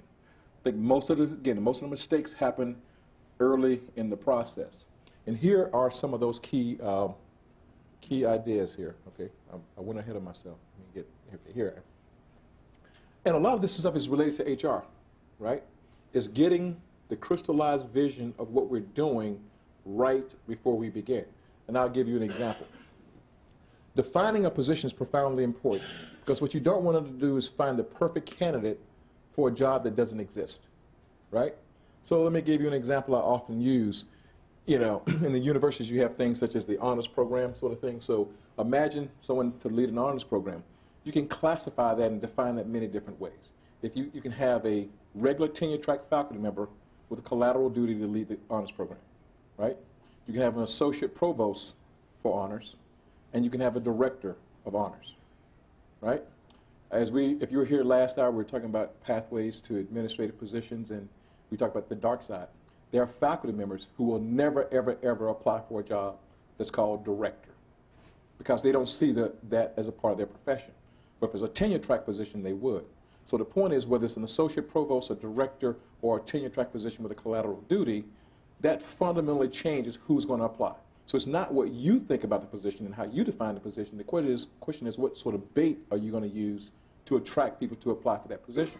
Now, the key about classification is the classification determines who your peers are, and all compensation is internal and external equity, balancing what other positions inside the organization and the outside organizations are like those. That determines the salary range. So the ranges are different for those three positions I just described, even though they could be doing the exact same job. So determining the classification and what that looks like is profoundly important. And if you don't get that right, you really can't adjust well. The example might be if Abby Stonerock was in the room. She was challenged when she was creating her position. The goal was to find someone who had been a faculty member, essentially, with a background in professional development. They got a lot of candidates who didn't look like that originally by how they described it. We changed the name and got the profile they were looking for. And the profile, before gave people like Marlene and I an opportunity to apply. Originally, a professional HR person with a lot of experience in training and development, instructional design, and things like that. They really just wanted a face to someone who spoke faculty. You see what I'm saying? So it looks different and it feels different. Neither one is better, good or bad, because you can make the argument, with Marlene and I would certainly make, well, we have more experience in that stuff, because we do that as a profession, and we also teach, as adjuncts, right? But that's not the crystallization that the organization wanted at that time. The point is the bait you use will determine who applies, the salary range and all that. And if you get the vision wrong, it doesn't work out right, right? Yes, ma'am. I see faults when I see an ad saying subject to budget funding. What is Yeah, universities do that oftentimes. You go back to the approvals, remember?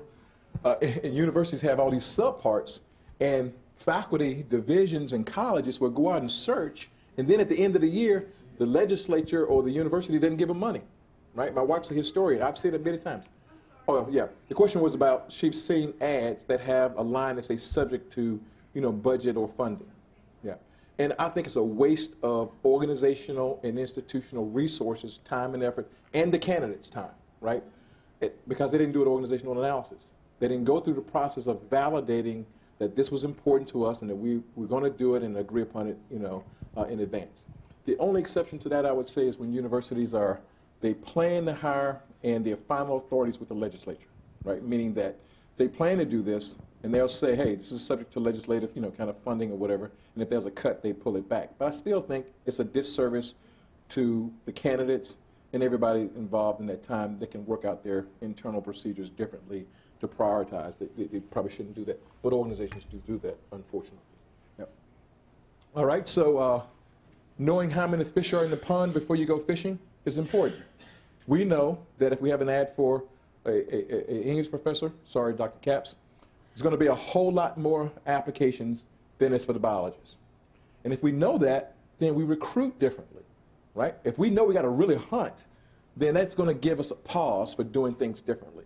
And if you don't know, then you kind of, wasting your time and effort. So there's many different ways of doing it, a lot of sources for finding out how many potential people on a market.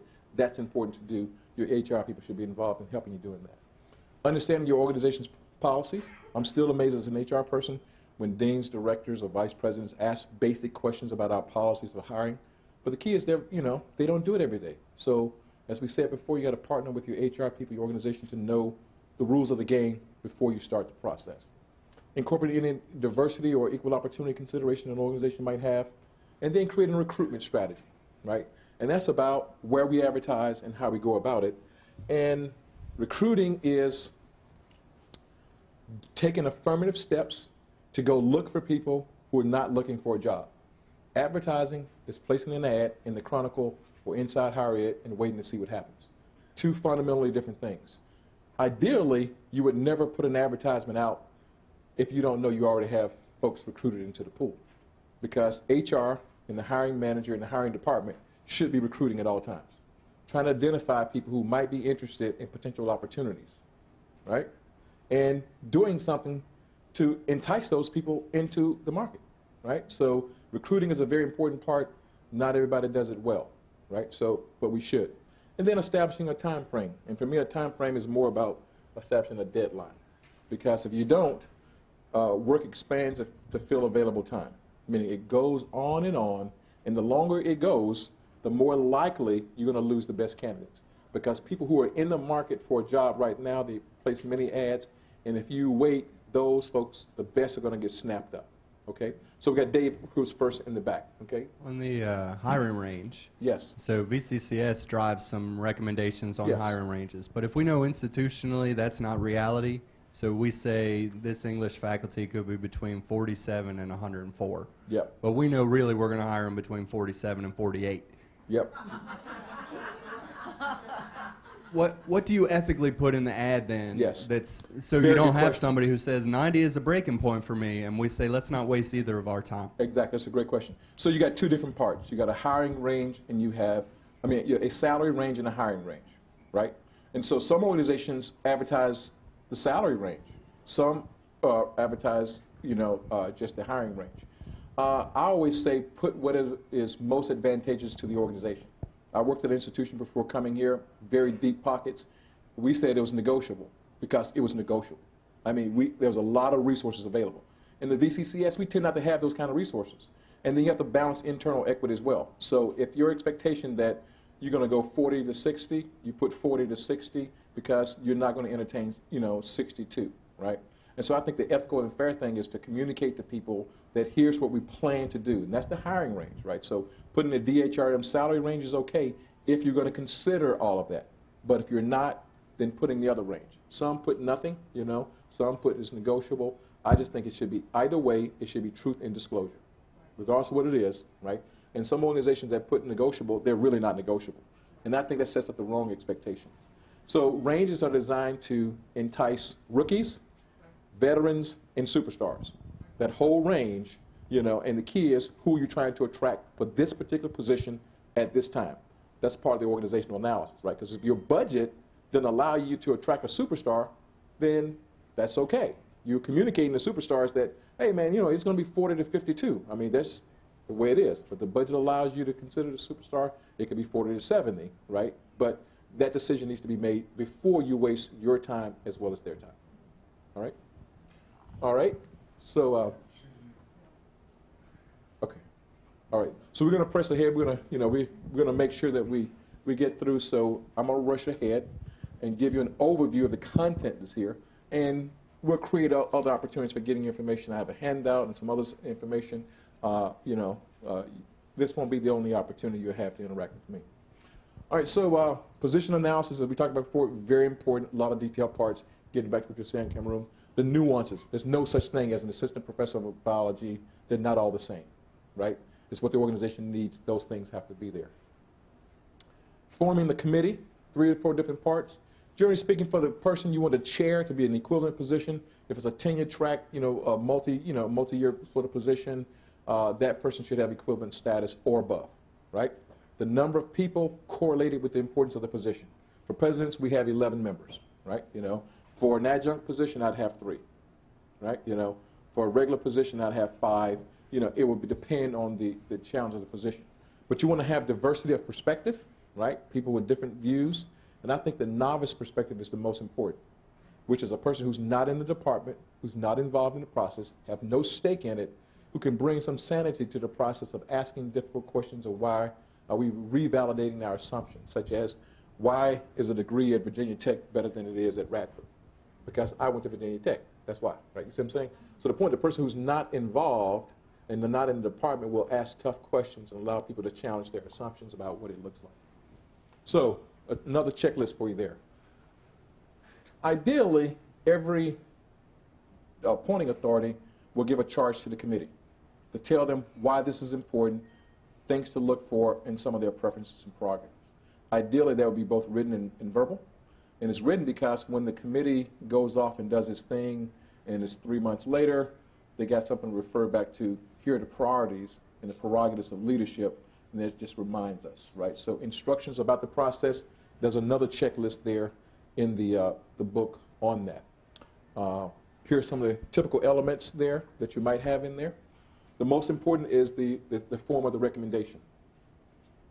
Old school was give me 3 ranked candidates. New school, in the state of the art today, is, is 3 unranked candidates with a summary of those candidates' strengths and weaknesses according to the agreed upon criteria that we said were important early in the process. And I'll give you the checklist of what those criteria, where you get those criteria from, in a moment. But the key is that that charge starts the process and instructions for the committee and what to be concerned about. One of the proudest things for me in the book is that it's filled with both art and science, right? That's science about how to do it and some professional advice about it. So there's 30 like vignettes, which are about art, about learning, and there's about 25 or 30, tools or templates or checklists, for conducting the process. So orienting the committee. Committee needs to be oriented to why and how serving on a committee is important. I won't go into the details there, but as you see a couple of those. And the committee needs to be trained.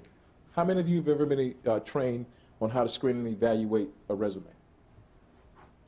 That's typical. It's always less than 10%. But we put people on a committee and expect them to know how to do it. So the whole point about it is that there's a way of working and serving and doing things. Committees should receive training on their role and responsibilities. Now, I do believe smart people will figure it out, but it's not necessary if we can train them ahead of time, right? So some tips and techniques for getting there, on training. So committees should be trained for their work.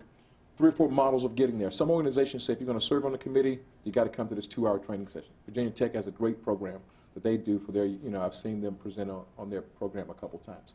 A lot of organizations now have put that online, right, where you have to go through this online training. What I like to do is that kind of real time at the first meeting of the committee, kind of put them through some sort of wickets. And you can do any combination. But the key is people should have some orientation to the work and the importance of that work. To get there, to get to those criteria, look at the organization, look at the position. We want to advertise based upon what we said was important. We want to recruit based upon that. And then we want to select based upon those things that we said were important, right? We start with what, the ideas that we are important to us, and we build a system around it. So let's talk about evaluating materials.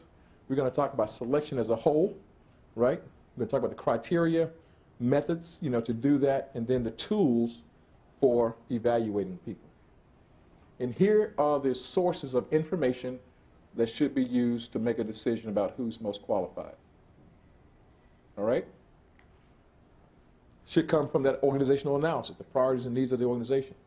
Then the position, the advertisement which brings that to life, and then the charge from the leader. So those are the 4 sources of information that should determine the criteria for selection. Kimberly. As you all have noticed, we've had some problems with some of the selection committees. And part of it is in biology, as I said, we have a number of different degrees, and each institution may call their degree something completely different than another institution.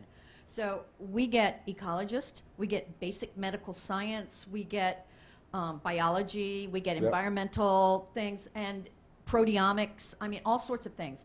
And yet, during some of our selections committees, our vice president and our dean said, unless it has the word bio in it, we cannot give that person an interview. And you know, here we are, the scientists that are Right. saying this is biology, and they won't listen to us, and they won't even Right. allow that to happen. Yeah, you know, I would say it's an organizational blind spot there.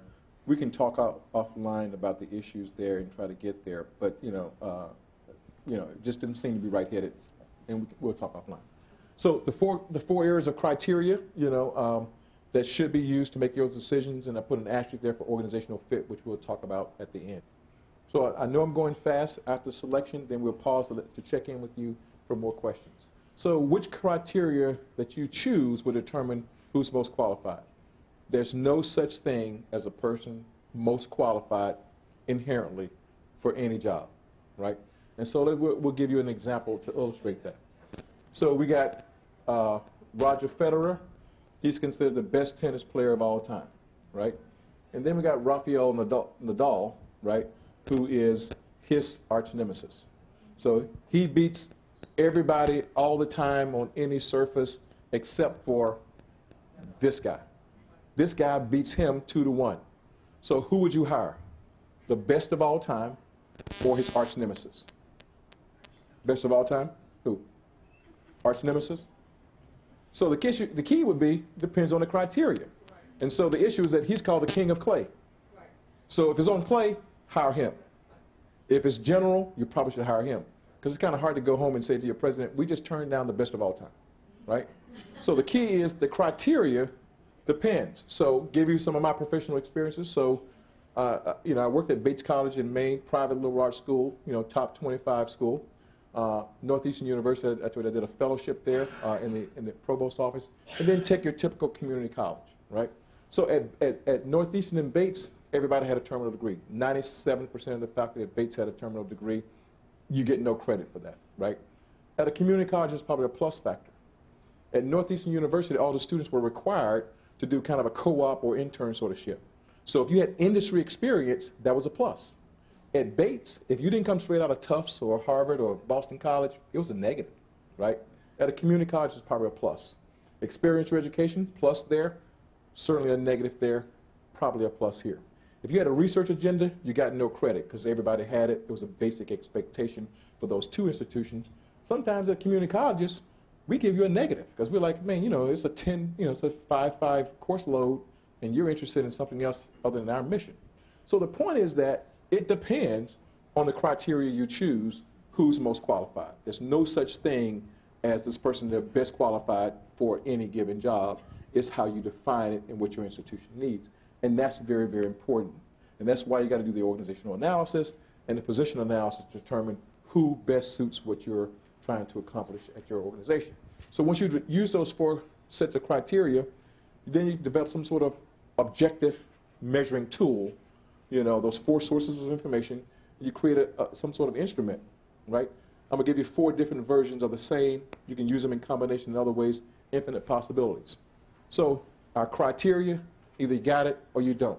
By individual, this is by, you know, a comparison Bob to Joe to Susie sort of thing. Same idea, given a qualitative comparison of candidates and how they stack up against your criteria. Still another is the major priorities for the position. These are groupings. This is kind of a qualitative view. Overall, does their teaching effectiveness or research or service, you know, kind of come out or whatever? And then still another version of the same that's numerical, right? Given a you know, quantitative. I always joke that this is for the liberal arts and humanities. This is for the natural sciences and math, right? Because you will never convince a mathematician they can't put a number on it, right? You know what I'm saying? So, but that's the key is it doesn't matter the tool you use, but you have to create a tool based upon the objective agreed upon criteria upon which we're going to make our decision. Everybody, same criteria, same methodology. All right, so that's just the basic screening. The rest of it. when should that screening criteria or matrix be written? Because I've been told the committee should sit down and write it before they start interviewing. I think the committee can, depends on how you structure your timeline, but the final authority is the appointing authority, right? They should be able to approve that. And people, I think you should do it before you ever receive an applicant. So you decide what those criteria are, you write the job description, you write the ad, and you build it at that time. And then you add to it or modify it based upon the charge from the leader, right? They may want to emphasize, things a little different. Yeah. But it's early on. So before I forget the thought, Dave, I was going to say that screening and evaluating paper and interviewing is necessary but not sufficient for a rigorous search, right? The research shows that interviewing is the less reliable and valid measure of hiring, the least of all the methods we're going to show you. So screening paper and doing an interview is necessary but not sufficient. Dave?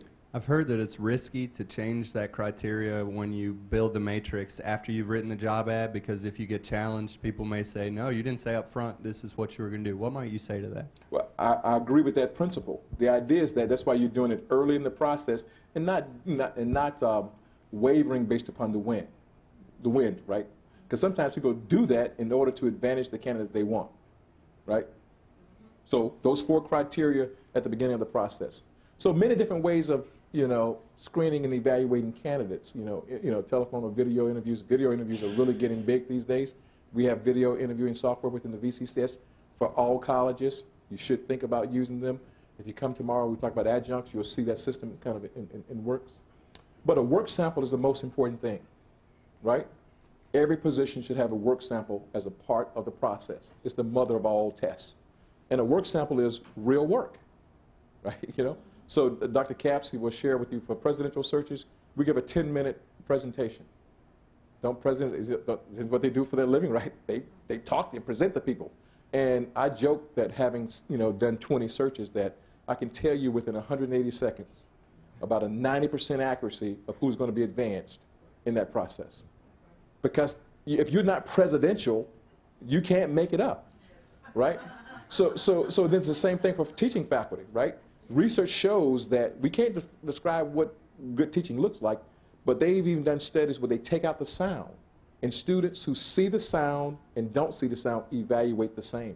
There's something there. Students know. And then, presenting a sample lecture should be a part of every faculty hire, but it should be in front of students, right? Because teaching organic chemistry to chemists is kind of easy. Teaching it to an 18-year-old or a 22-year-old, that's very different. So the point is real work related to that job. Give you a couple examples.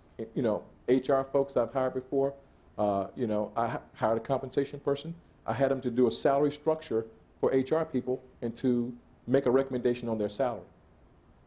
That's real work, right? A benefits person, I gave them all the benefits, legalese you get from the insurance companies and say, hey, when you come to campus, you're going to make a presentation to actual employees about their new benefit, right? If you're a computer type person, give them some code and let them debug it. Doesn't matter what the job is, but it needs to be real work. And I don't make up work. I find real work that needs to be done, and I get the advice of 3 to 5 experts in the field. You see what I'm saying? So just think about it. That's the work they're going to do when they start. You go to university, you have them write an abstract for a grant proposal if they got to write grants. The key is that's the only reliable and valid method, the most reliable and valid method you will ever use is an actual work sample for that kind of job. Financial aid, write up, a FAFSA or whatever. Figure out real work for them and give it to them to do. I think I saw one hand. Do I see another hand? All right. So a lot of different examples of things can be used, portfolios, questionnaires, statements of leadership or teaching philosophy, et cetera, but use more than one. Final major idea, and it's about organizational fit. This really matters, right? So the problem with fit is that it can be used illegally or unethically. So we're going to talk about how to do it right. All right? So these are things to think about. What are the values, beliefs, of the organization? What does it mean to work here in this particular community? Does fit matter for the Shenandoah Valley versus Hampton Roads versus Northern Virginia, right? When we see presidential applicants who apply for all jobs in those areas, we immediately know that they have no clue. right? Because if you would apply for Withfield and Northern Virginia, you're probably not thinking smartly, right? Because fit really matters, right? So the key is if you use an example of different sports teams and how they play the game, the personality of organizations are very different. Or if you think about like the Metropolitan Ballet or the Alvin Ailey Dance Company in New York, they're both world-class dancers. They went to similar schools, but here they do ballet, here they do jazz and tap. They're both world-class. If you put them on different, troupes, they would not perform as well because it's not their way of working, their style, their preference, and things like that. So how do you get there? You get there by ensuring that the criteria you use are observable, measurable, stated, or documented. Make sure that we agree upon this criteria we're saying they won't fit here, right? If the committee can't agree upon that and talk about it and use evidence to get there, you can't use it. Because usually what that means is what I prefer or what I'm like. And the research shows that white folks hire more white folks, black folks hire more black folks, women hire more women, people who like baseball hire more baseball folks. That's just a part of the human dynamic, and usually fit means I like. And so to get away from that, we want to make sure that we have objective criteria to get us there. Yes, ma'am. Do these criteria need to be articulated to the candidate or just to the members of the committee? To the committee, and if you're smart and want to do it and you kind of advance, if those elements are pervasive and very important, put that in the ad, right? I mean, because it might actually matter on who applies. So it's your bait, right? So like community colleges, like teaching online. Some people have a philosophical view against it. So fitting here means using technology, right? So I think Germana, as an example, requires all faculty to have the competencies to teach online. That's a fit criteria for that particular community, right? So the point is, if it's that major, put it in the ad. Some people will shy away, some will be attracted by it, but that's important for you to decide, okay? All right, so let's summarize here. Oh, these are other criteria, all in the resource, different ways of helping you think about organizational fit. So some of the key ideas today, we didn't talk about minority recruiting. I had to cut the presentation down. We got 45 minutes, and I think we're over. Tools of the trade, like the book and others for HR people, get help from everybody. But minority recruiting, the essential idea is that you got to do things different than you're doing today. We can talk about that at another time. Recruiting is an active process. Advertising is a passive process. You have to do both. Ideally, as a hiring manager, you should be recruiting people before you ever place an ad, right? To make sure that you get the kind of candidates you want. Dave, I negotiate salary before I invite people to campus, right? Because if I can't get there, I can't get there. Why waste your time and mine? Get help, lay the groundwork. As we said, most of the mistakes are early in the process, building that foundation. And then finally, HR can be and should be your partner. Our ideas were that, hey, man, it's a $3 million decision. It's a big deal. It impacts students. It impacts recruitment. It impacts morale, right? A lot of different things. We want to do hard work to lay a great groundwork.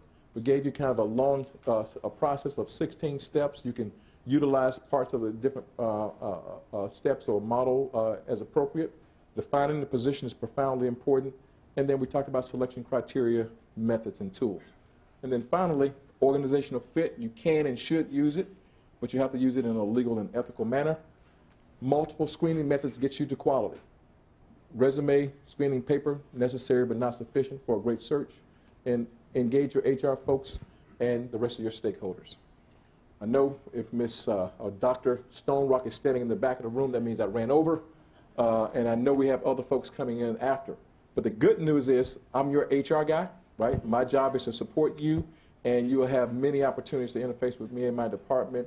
We have a resource there for you. Reach out and connect with us as many times as you like. That's our role and purpose for serving you. Thank you, everyone.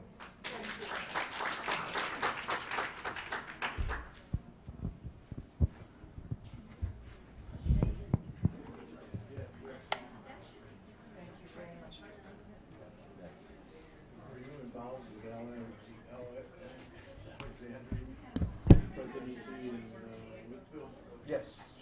Yes. Oh, no. Those after me. The person before Charles. Got hired in 2000. I came in 2006. So my first week on the job, I came to Whitfield to start the search for Charles. They lost 80% of the faculty. That's what I heard. 80% Yes, yes. So that impact, you know. Yeah, well, I worked on this.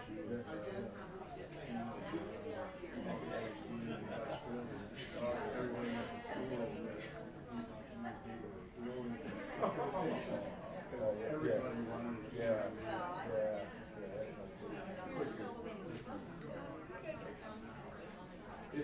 It's all over the place, yeah. I mean, you can call out to the senior whatever, all these normal. VCCS. Well, I heard it.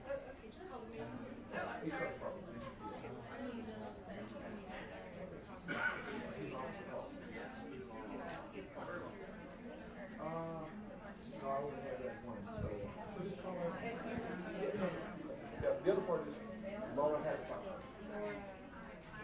Your HR manager. Oh, she does? Yes, every college has a partner. Thank you.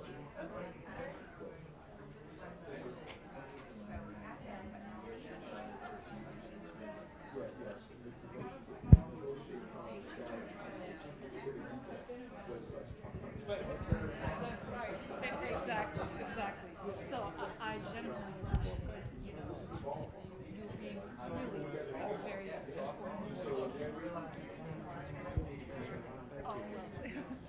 Neil Stenman, Northern Virginia. Hey, I want to know, you have an administrative position that has June, July, and off?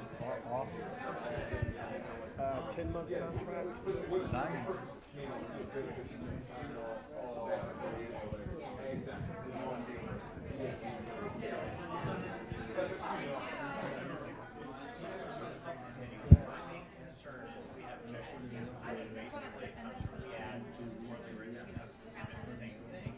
But there's been young faculty that have applied somewhere, high school people that perhaps don't have some of it.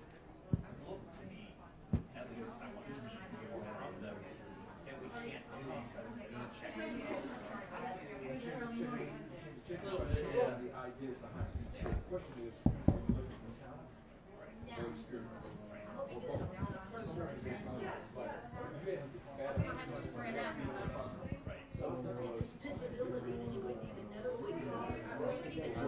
The miniatures.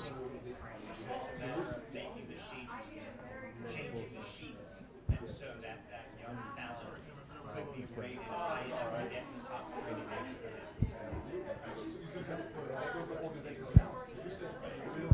Play a little miniature.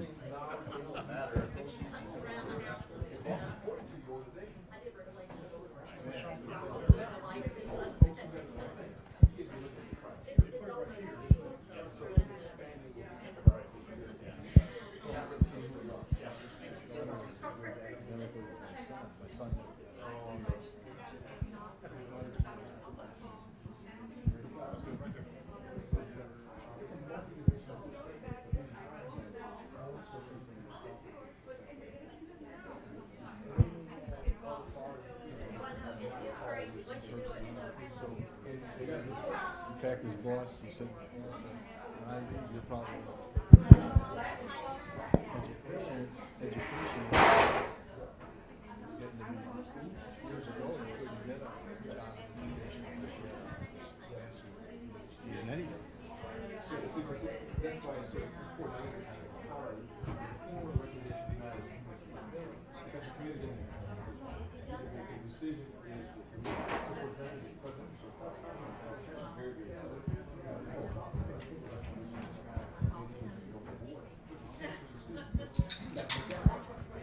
And so it's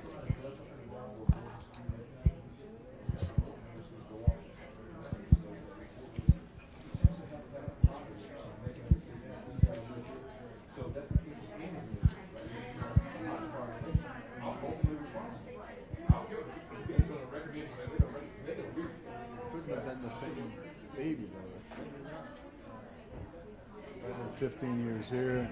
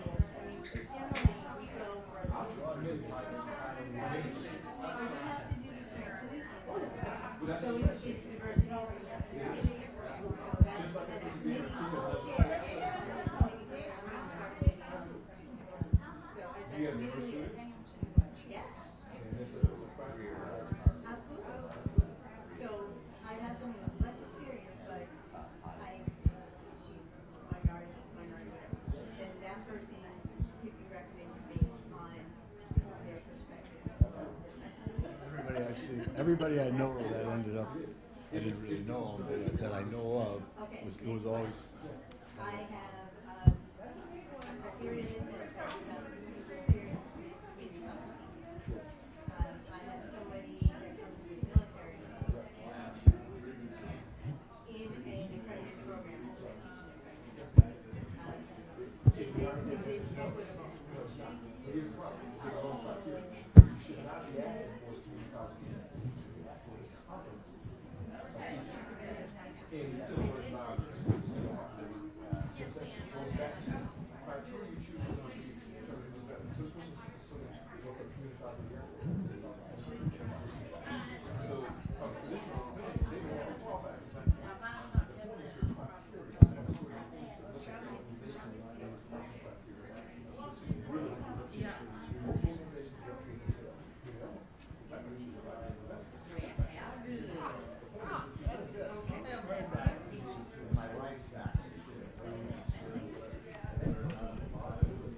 We are going to.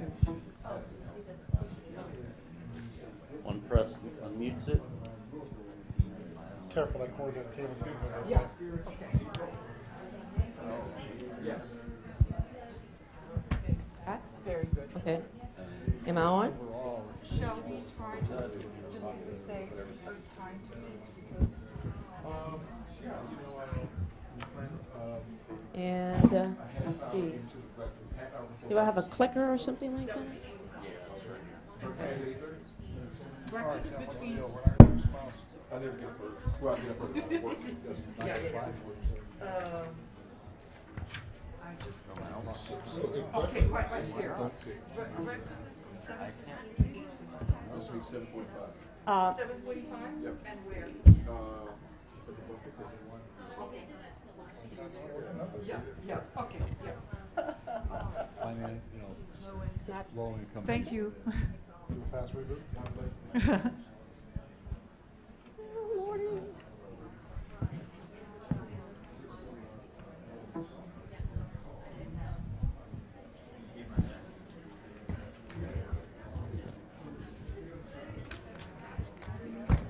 Yeah, I would love to click there for status.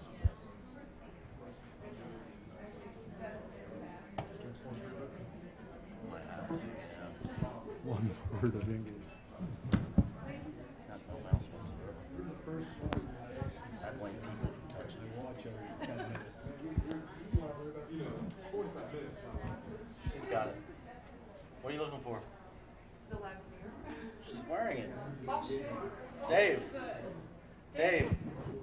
She's got it on. Dave. We need a new one. No. I think we need a new laptop. You cannot. Are you serious? Of course it has to be the last. Of course. Yeah. It's all canceled. Let's just go out and drink. Try it again. Okay. Do we have? Yeah. It says invalid partition table. Yeah. That's no, not good. No. Well, mine is up. Let me go get mine. I think you're only Okay. allowed in one session. You want to go ahead? If you have an HDMI output, it'll work. Do you have an HDMI? I don't know. It's the government computer. Go get it. Wait, never mind, we got one. Okay. Oh, okay.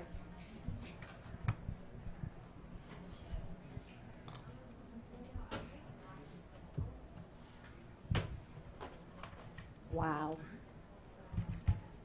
Okay, this bodes well, doesn't it? The second laptop that didn't work.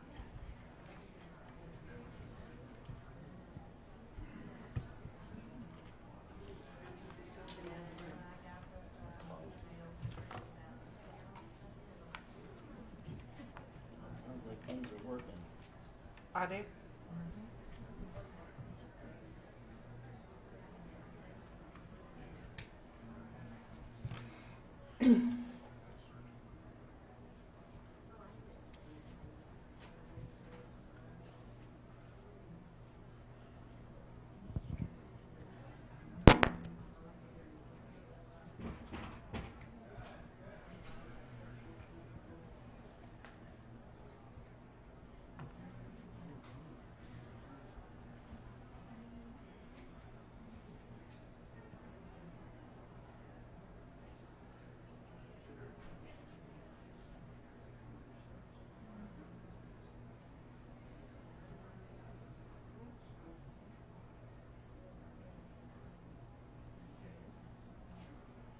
Top 10 on Title 10?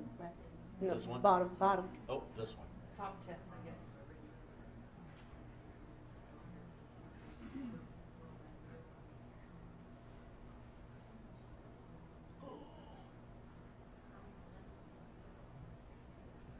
Okay.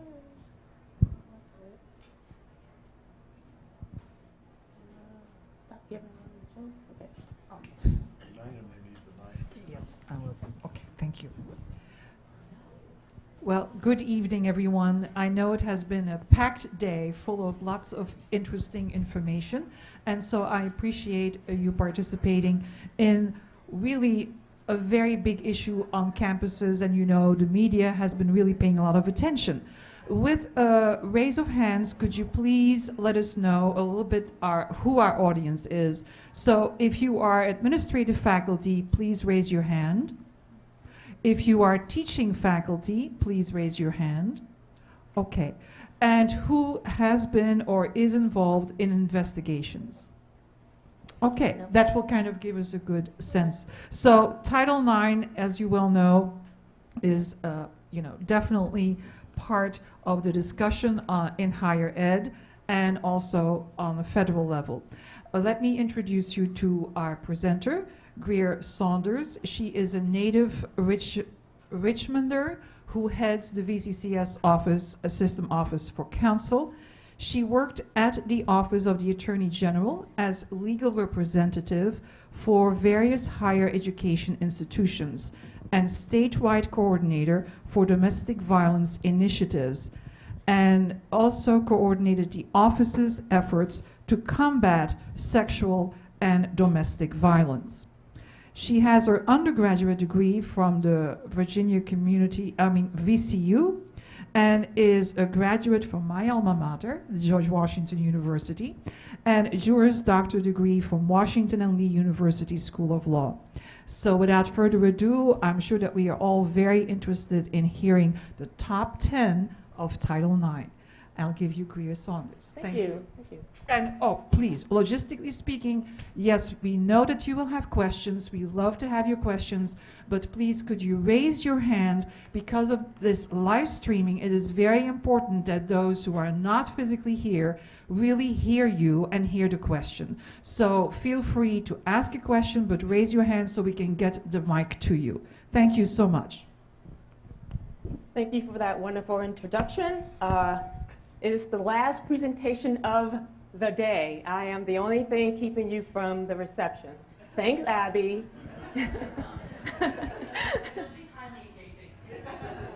I don't know what to do. What am I doing?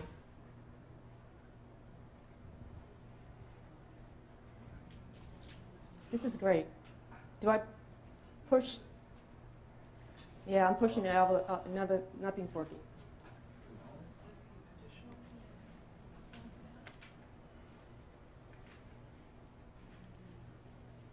Okay.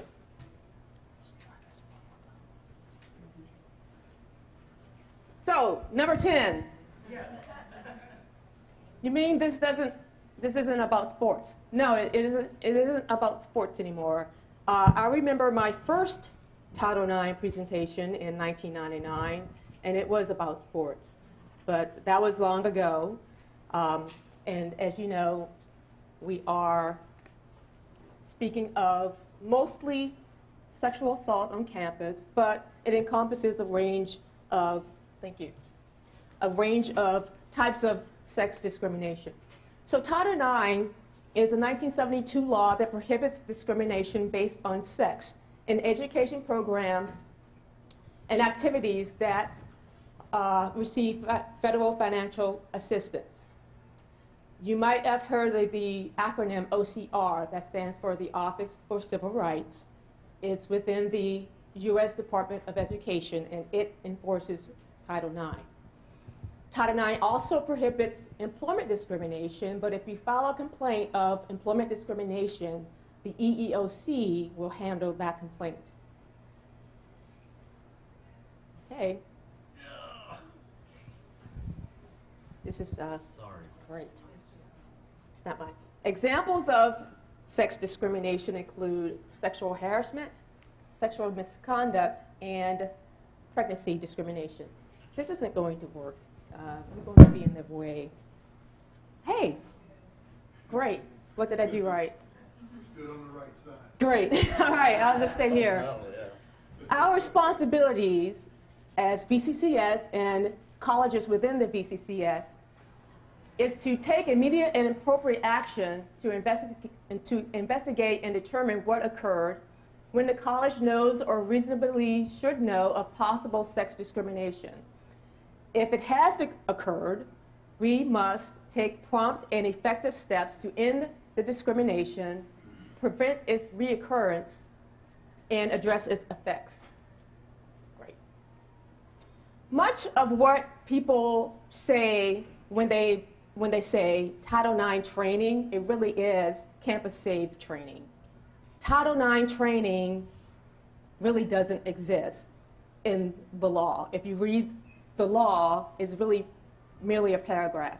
If you read Title IX regulations, there are no requirements for training. OCR recommends training. The White House has its own website, notalone.gov. It recommends training and best practices for colleges and universities to do. But Campus Save actually has in the statute training requirements. So that's important to know, because there might be some vendors out there that will provide you with Title IX training. Just make sure it includes the Campus Save Act statutory requirements. Okay? Now, Campus Save Act governs actions taken by institutions in cases of alleged sexual assault, dating violence, domestic violence, and stalking. Number 9. I want to talk about a little bit of my personal experiences in my tenure as my role as domestic violence coordinator with the AG's office, my tenure in higher ed. Most of it has been sexual harassment. And a lot of it has been consensual relations between faculty and student. And it has never ended well. Now, I'm sure if I asked you in the audience, someone would know of a case where someone met at school and they fell in love and everything is great. Those are rare occurrences. Many times they just don't end well. Even if you are dating your colleagues, a lot of times things just get messy at work. So, and I believe a policy is coming up pretty soon where we are going to have some language to prohibit consensual relations between faculty and students, and have some exceptions for our smaller colleges where it's pretty almost impossible not to have someone you know in your classroom. Not to say that it would be okay to date, but again, we realize that with the smaller colleges, it's going to be difficult not to have someone you know from your family, things of that nature in your classroom. Sexual assault, I've had gropings. I've had someone is sexually assaulted in the parking lot, waiting at the bus stop, I should say. Sexual assaults occurring in the dorm rooms. Counted as very fortunate, my friends, that we do not have dorms and we do not have fraternities. Many of you, I'm sure, have heard the number 1 in 5, correct? I commend to you the Bureau of Justice Statistics Special Report. It is from 1993 to 2013. It's very comprehensive. It actually discusses the other surveys that we have heard, including the 1 in 5 statistic. In this, it's, now of course 1 is too many, but this number is a lot lower than the 1 in 5 number. And interestingly enough, it shows that the rate of rape and sexual assault for non-students is higher than for students. Not surprisingly, most victims know their assaulter. Number 8.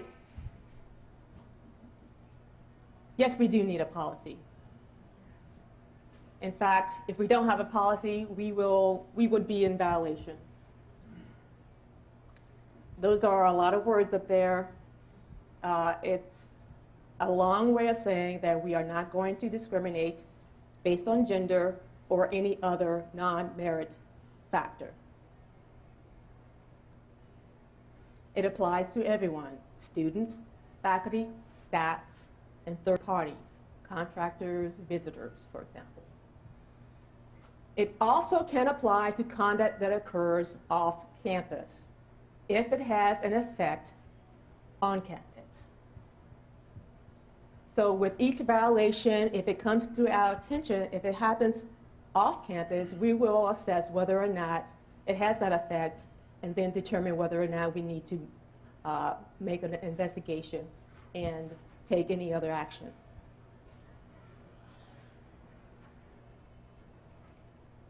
Again, a lot of words are up there, but basically we're not going to retaliate against anyone who files a report, who serves as a witness at any hearing or anything like that. And if one does retaliate, you can be sanctioned under this policy. Number 7. We're talking about definitions. Sexual harassment. Sexual harassment is defined as unwelcome sexual advances, requests for sexual favors, and other verbal, nonverbal, or physical conduct of a sexual nature. The quid pro quo, I'm not really sure how often that happens anymore. I'm sure sometimes it does, but most of what I see, and I believe most of what we see throughout the country is the sexual harassment, hostile environment type. And that's conduct that's so severe, pervasive, and objectively offensive that it undermines and detracts from an employee's work performance or student's educational experience. Sexual misconduct describes a range of behaviors that includes sexual harassment, sexual assault, sexual exploitation. Another word for that is sexual violence. It's really just sexual gratification against one's will.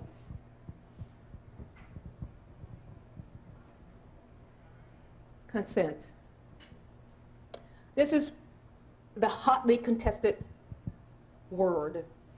When the reauthorization of VAWA was underway, and the regulations, during the comment period of the regulations, they could not come to a consensus of what consent meant.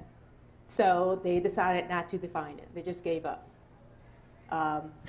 So what they decided was to allow institutions to use the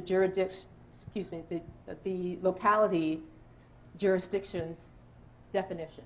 So this is basically Virginia's law. Consent, and in Virginia law, it mostly tells you what consent is not necessarily what it is. For our policy, I added additional language to try to amplify the definition. So anyway, it's any sexual activity or sex act committed against one's will by the use of force, threat, intimidation, or ruse, or through one's mental incapacity or physical helplessness is without consent. It is knowing, voluntary, and clear permission by word or action to engage in mutually agreed upon sexual activity. So mental incapacity, you can read for yourself, you have to know the who, what, when, where, and why. You have to know what is going on in order to consent.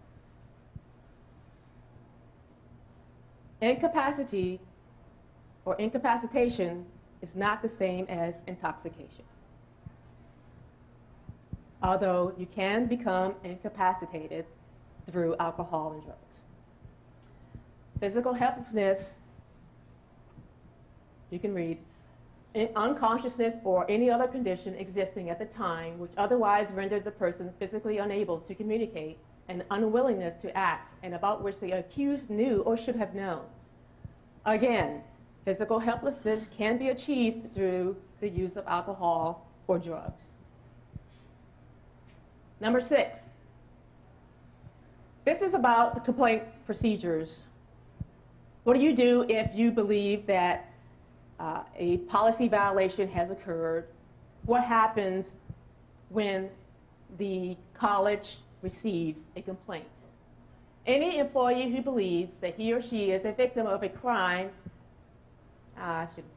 should report it to law enforcement.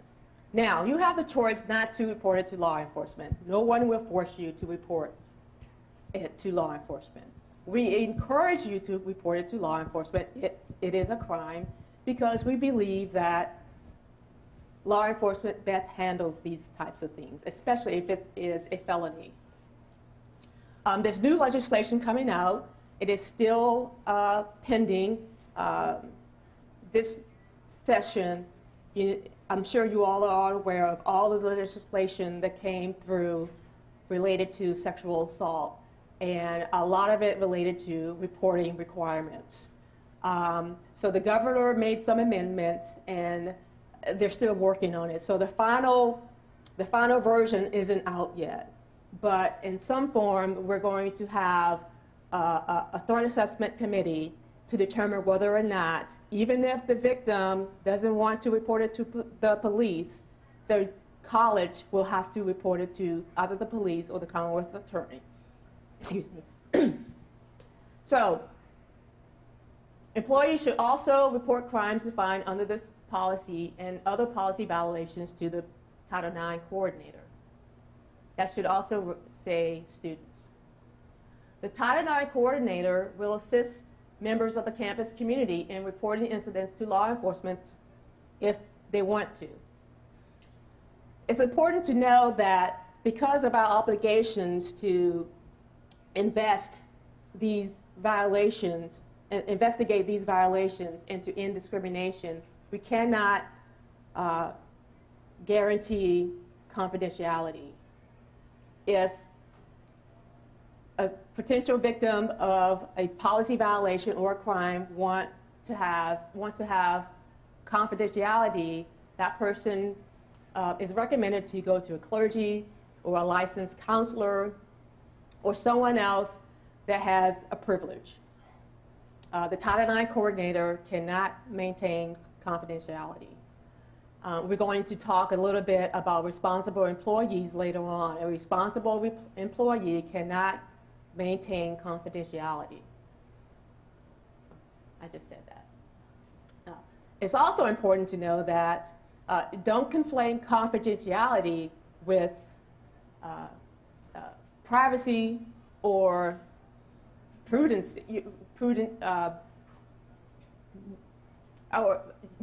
keeping your information on a need-to-know basis. We're not going to tell everyone who you are and all the facts of your situation if they don't need to know. This is probably the most important point that I think I need to make. The college has a responsibility to provide a prompt, fair, and impartial investigation and resolution of violations to the policy. Okay? People involved with the resolution of a complaint must have annual training. That is coming out of OCR guidance, and that's what they call a must-have. OCR came out with, I want to say maybe 52 pages. And they make clear what they consider must-haves, what colleges and universities must do, and should-haves, what they recommend, what they consider best practices. Okay? This annual training is a must-have. We do have the option of resolving some complaints informally. Some issues are not well suited for informal processes, such as domestic violence or sexual assault. But in some cases, for example, sexual harassment cases may be resolved informally. But for the most part, the more serious charges are going to be resolved formally.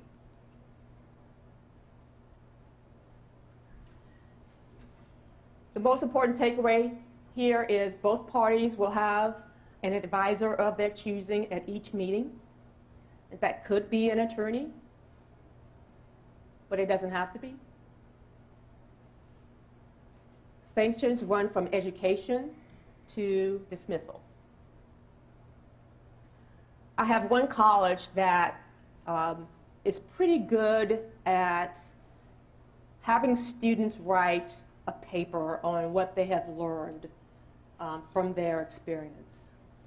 I haven't seen it yet on a sexual assault case, but a lot of misconduct, the college has students write a paper on the experience of what they have learned from their misbehavior and how they are going to move forward from that experience. And I think that's good. You know, we are an educational institution, and I think sometimes it's good not to just punish someone. Number 5. So this is risk reduction and bystander intervention. These are topics that are required from the Campus SAVE Act. And when I go through this, some of it might seem like common sense, but when you add alcohol, then everything goes out the window. So, for example, and by the way, these are tips adopted from the Association for Title IX Administrators. Number 1, if you have limits, make them known as early as possible. Number 2, tell someone no clearly and firmly. Number 3, if something doesn't feel right, leave. Number 4, take affirmative responsibility for your alcohol intake or drug use and acknowledge that alcohol and drugs lower your sexual inhibitions, compromise your judgment, and may make you vulnerable to someone who views a drunk or high person as a sexual opportunity. Number 5, use the buddy system. A real friend would challenge you if you are about to make a mistake, and respect them when they do. Now here's the other side.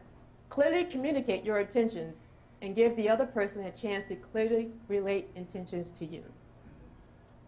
For some reason, I remembered back in high school, just 2 days ago, I was talking to my colleague, Tom Cantone, that I didn't go to the prom. I'm not sure how we got on that topic. I didn't go to the prom, but a really good-looking boy did ask me. And he said, you know, you do realize that if we go, you're going to have sex with me. And he's kind of shaking his head. And I said, well, no. Well, he was taking that advice. He was clearly making his intentions known. So you got to give him credit for that. Understand and respect personal boundaries. Do not make assumptions about consent, about someone's sexual availability, about whether the person is attracted to you, about how far you can go, or about whether that person is physically and or mentally able to consent. If there are any questions or ambiguity, then you do not have consent. Don't take advantage of someone's drunkenness or drugged state. Take affirmative action or affirmative responsibility for your alcohol intake. Understand that consent to some form of sexual behavior is not consent to any other form of sexual behavior. Is anyone in the room like an advisor to a student group or student organization? This might be helpful tips for you to tell your student group. A quick story. I know we don't have a lot of time. These are the same things my platoon commander told us when I was in the Marine Corps years ago. Take care of each other. Take care of yourself. Don't get too drunk. Take It is basically stuff that should come really naturally to everybody. And it's maybe a conversation that parents have with their kids, but these are conversations that I guess we have to have with our students nowadays. Really quickly, warning signs of abusive behavior. And I put this here because I've had a couple of situations where domestic violence situations had occurred, or I should say dating violence, and or sexual harassment. And they were prolonged, I thought, a little longer than it should have been because the signs were there. And I just thought, you know, if the faculty member sort of could have seen or known the signs, maybe it could have stopped sooner. So a real life example happened, I think, last year at the student leadership conference. And they kind of saw some of this, controlling behavior from a couple that was at the conference. And I thought it was a really good thing that they did. I mean, they kind of took the girl aside and asked her, is everything okay? Anyway, jealousy, controlling behavior, isolation is a big one. Hypersensitivity, and the Dr. Jekyll, Mr. Hyde personality is another one. Warning signs of sexual assault. Not respecting established boundaries, pressuring you to drink or to have sex, taking steps to isolate you. Isolation, again, is a big one. And intoxication. I wanted just to make sure that everyone knows that these risk factors do not mean that everyone's going to be a rapist, who might come up with one or two of these risk factors. And these are from the Centers for Disease Control. And so these are some individual risk factors that they note for sexual violence. Again, sort of the same theme that we've seen before.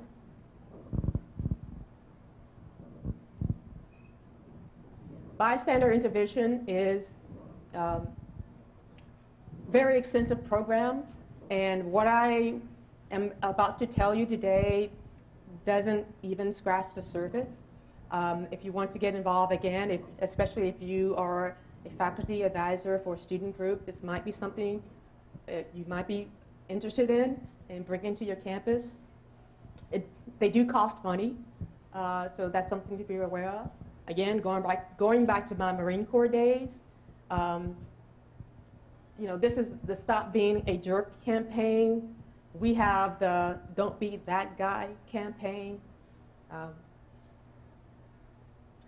So the basic idea is for people not to be afraid to step in when they see something wrong. So notice an incident, evaluate the incident, and then take responsibility for intervening.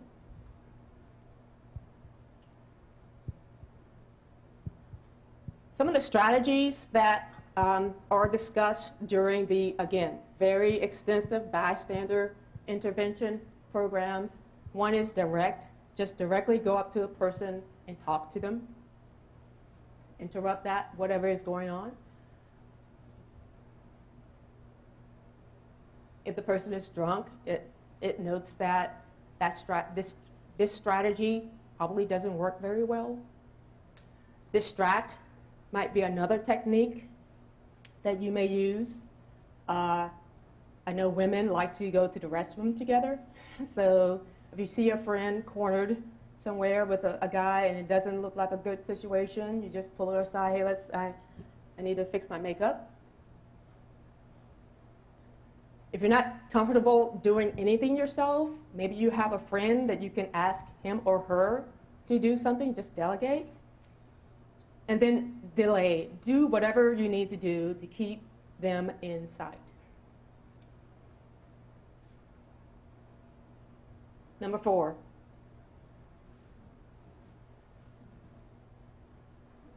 This goes without saying, if someone has experienced sexual assault or is experiencing sexual harassment or is under investigation for such, it is going to affect their work or their studies.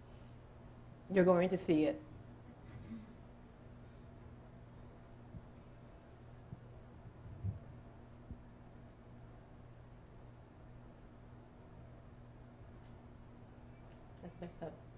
So, sexual harassment and free speech. I talk about this topic a lot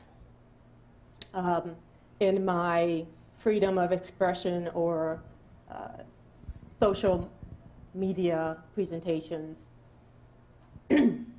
because they're related. And it is a topic, along with sexual assault, hostile environment is a topic that we are discussing in our nation today with the fraternity rant on video, you know. So it's not just sexual harassment, it's just, you know, racial harassment. And the topic of free speech. And I was reading, I think it was the Washington Post, where legal scholars opined that if these people, if the students sued, they would stand a good chance of winning. So here it is. Conduct that constitutes sexual harassment is unlawful. But a lot of speech that is offensive is protected speech. We don't like it. No one says we have to like it, but it's protected speech. Speech that is offensive, inappropriate, profane is protected speech. So remember that the test isn't whether or not someone is offensive. The test is whether the speech is severe, pervasive, and objectively offensive, that it detracts from the educational experience or the work experience from the definition from earlier in the presentation. Okay? Now, just very quickly, how this can be affected can be manifested in the classroom. Real life cases here. A combat veteran attends Temple University, and he is in a military history course. And the topic is women in combat. And he has a particular viewpoint on that. And so he reads the university's sexual harassment policy, and he is afraid to speak up in class because he's afraid he might violate the policy. And he sues, and he wins. Because the court said that the policy was overbroad in that it not only prohibited unprotected speech, it prohibited protected speech. It was overbroad. It's what we call in the law overbreadth doctrine. So it's important to stay true to the definition that I gave you earlier and not try to expand it to broaden the definition, because you're going to you know, if let's say, you know, try to envision a net, and you're going to get the protected speech within that net. Number 2, there was a student in a literature course, and at some point they were studying lesbian literature, or maybe it was just a lesbian literature course. And as part of the curriculum, the students had to watch a lesbian film, and I think it was Desert Hearts. I don't know if anyone has seen that. Maybe I got it wrong, but I believe it's Desert Hearts. Well, the student just really critiqued it really bad, and she had no kind words for this film. And her professor considered it hate speech. Well, and she failed.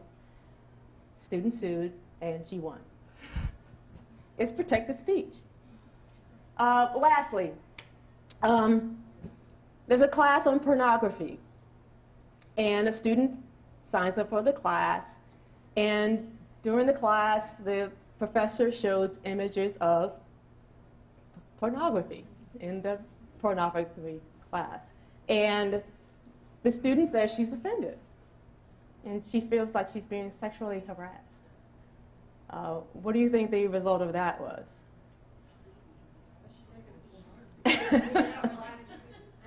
Yeah, well, yeah. It didn't come out. I wasn't consulted. This is one of our colleges. I wasn't consulted, but she was allowed to withdraw past the ad drop period, and she received a tuition refund. If they had consulted with me, I would have said no. So, anyway, it's not sexual harassment. Why? Because she's showing it for a pedagogical reason, not to, you know, intimidate or to offend or something like that. That's just one of my favorite quotes from No. Number 2.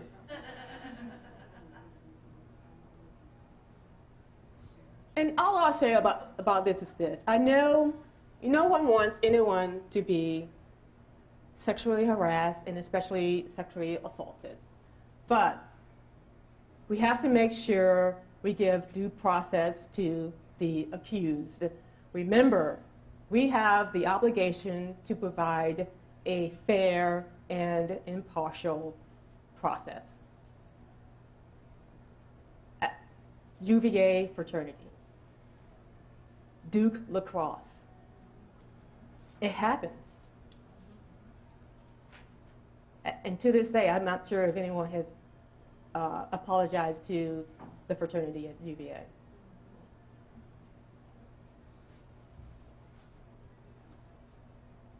Number 1.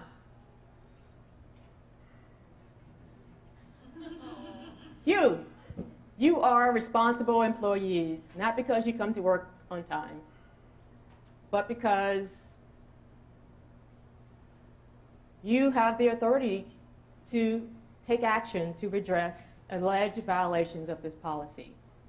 You are either designated as a responsible employee, or you're probably someone who someone else reasonably believes is a responsible employee. Your faculty administrators, students are probably going to think that you have the authority to do something. They probably are going to come to you. And so if you receive a report, you have the obligation to forward those reports to the Title IX coordinator.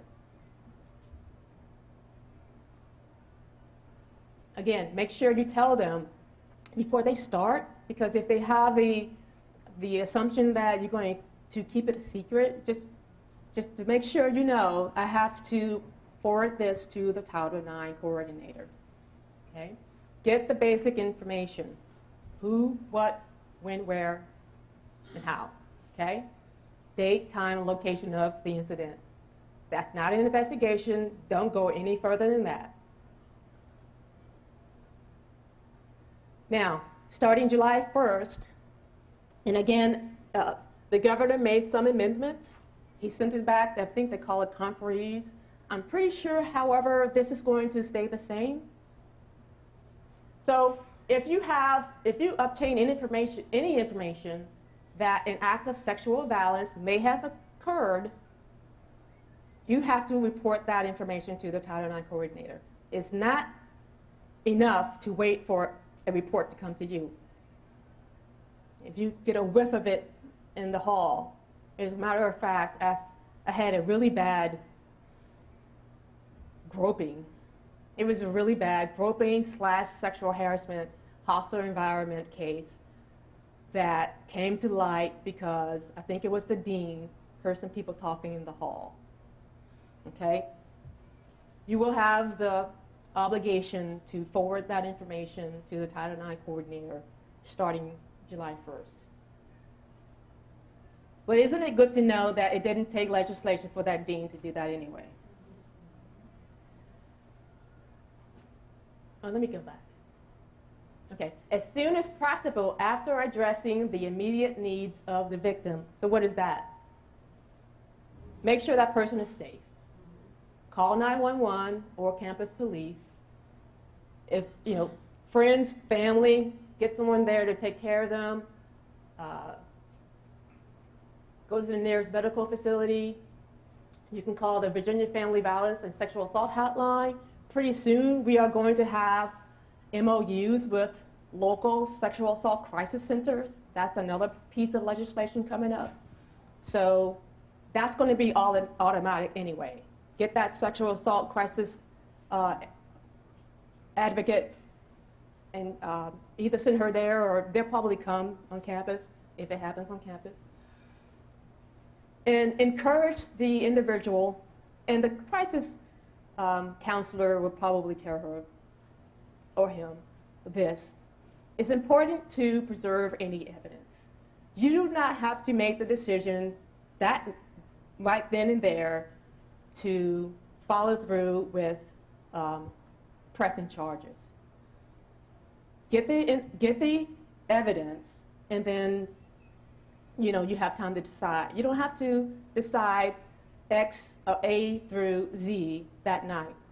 Okay? Get help, get the medical attention, get the rape kit, and then you can decide what you want to do after that. That's the recommendation most people will give you. All right, you're going to have, this is Campus Save, we have to do this anyway. You're going to have a list of resources that are available. If you need accommodations in your academic, parking, or working arrangements, if they are reasonably available and you ask, we will try to accommodate. All right, we have 15 minutes for, great, I think that was pretty much perfect. I'm surprised there weren't more questions during the presentation, because the last time I did this, I was peppered with questions throughout. Yes? Do you have a question?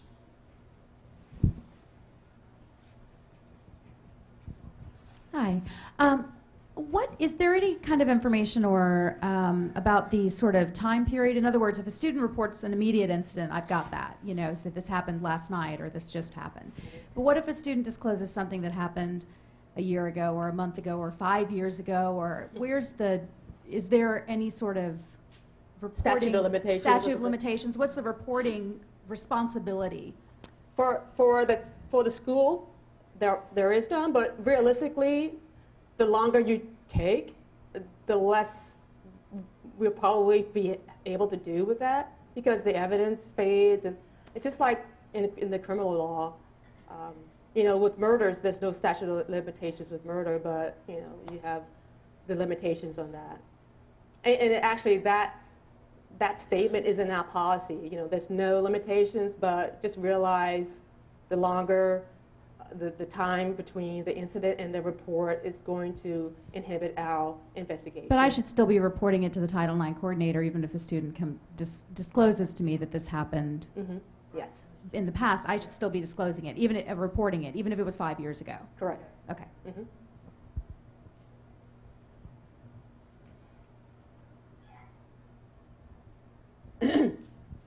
If a student comes to you and the first thing they tell you is, I would like confidence in our discussion, at what point do I say that depends on our discussion? Because if I tell them that I'm required to report certain information, they will close down, quite possibly. Thus, I've ended the opportunity for that discussion. Can you point them to a counselor or a clergy or someone else that can maintain that confidentiality?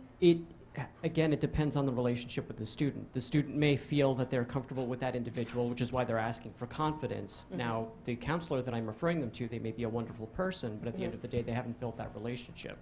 So in the meantime, time is ticking. Yeah, it's a tough call. I think if you are not designated as a responsible employee, as designated, there are designees and there are people who are assumed to be responsible employees. You may be able to get rid of it, but it's sketchy, and I don't recommend it. I recommend referring the student to someone who has that privilege.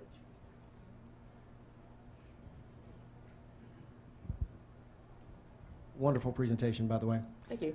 My name is Brian Clark, and I'm an assistant professor of health, physical education, and biology at New River Community College. And formerly, I was the peer group coordinator for the health and physical education group. And at previous peer group conferences, there were numerous discussions about the safety unit. In almost all Health 110 and 116 classes, there's a unit on safety. And what do you feel would be is there a standardized course? Is there standardized information that should be included in a safety unit in a health class? That's a good question. I don't know if I can answer that. When you say safety class, what types? What's the curriculum like? The two primary health classes that are taught in the VCCS are Health 110 and 116. And in both of those classes, by far and large, not that it's a requirement, but by far and large, you will find a safety unit in those classes. So the professors, instructors of those courses teach a unit on safety. And most of us cover sexual violence. And what I found, and the reason I'm asking is because the manner in which I teach my safety unit, I found in discussing with my peers, is not the same as some of my peers teach their safety unit. So I'm wondering, where should we look? Should we all, throughout the entire state, in the health classes, should we be teaching it exactly the same? Should we be using the exact same curriculum? Is there a standardized, is there standardized material out there that we can purchase that is a training program that we could just implement in Health 110 and or 116? There probably is some curriculum that you can purchase because, let's face it, it's a college industry now, Title IX and related information. The stuff that I found that's helpful, that I use for my risk reduction, it came from the Association for Title IX Administrators. I thought that was helpful.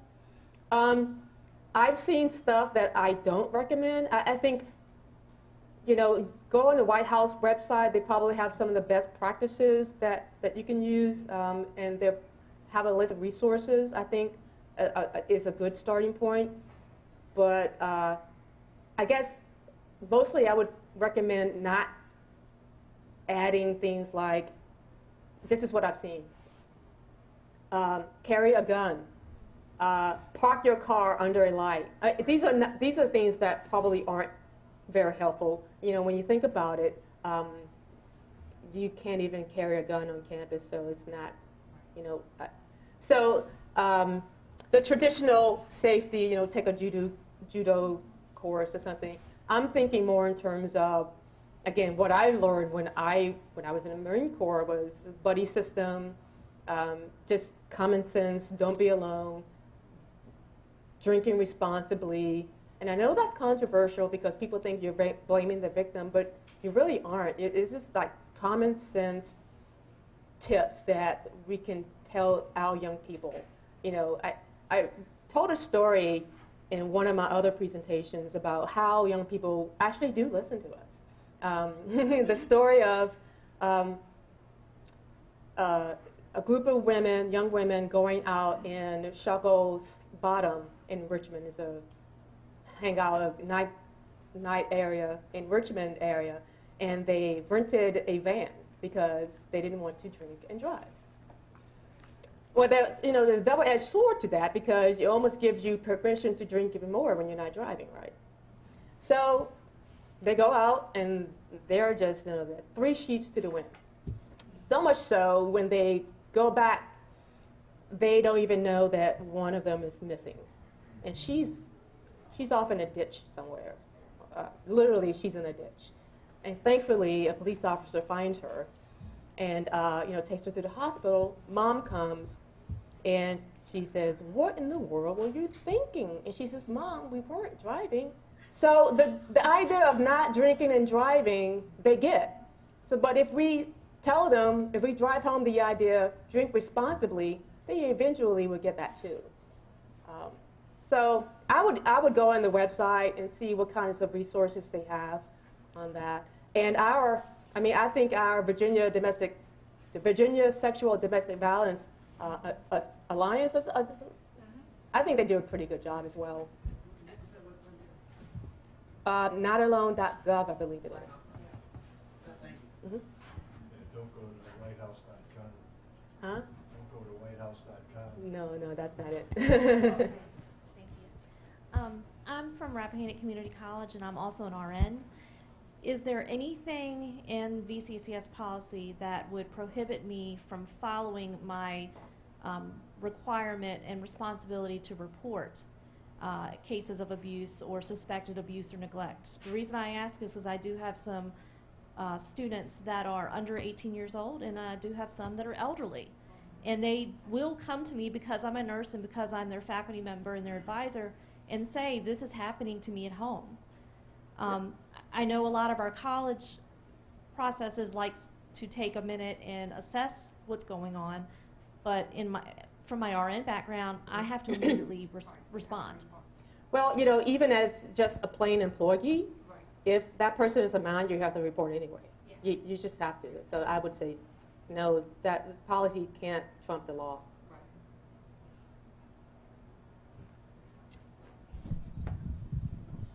One more question. Okay. I'm Barbara Fuller from Southwest Virginia Community College. What is the implications for the Title IX with our dual enrollment students? Mm-hmm.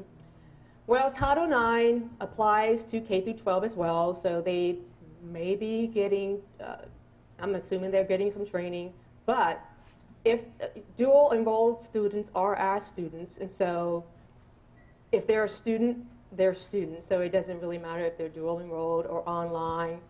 If we provide training to students, that includes all students. Yeah. Thank you very much for your presentation and the information, and I'm sure that you will still be available for questions, maybe offline. Thank you very much for participating, and please remember the reception. There is a chocolate fountain with lots of goodies, my understanding is, and a cash bar. So I'll see you there. Bye.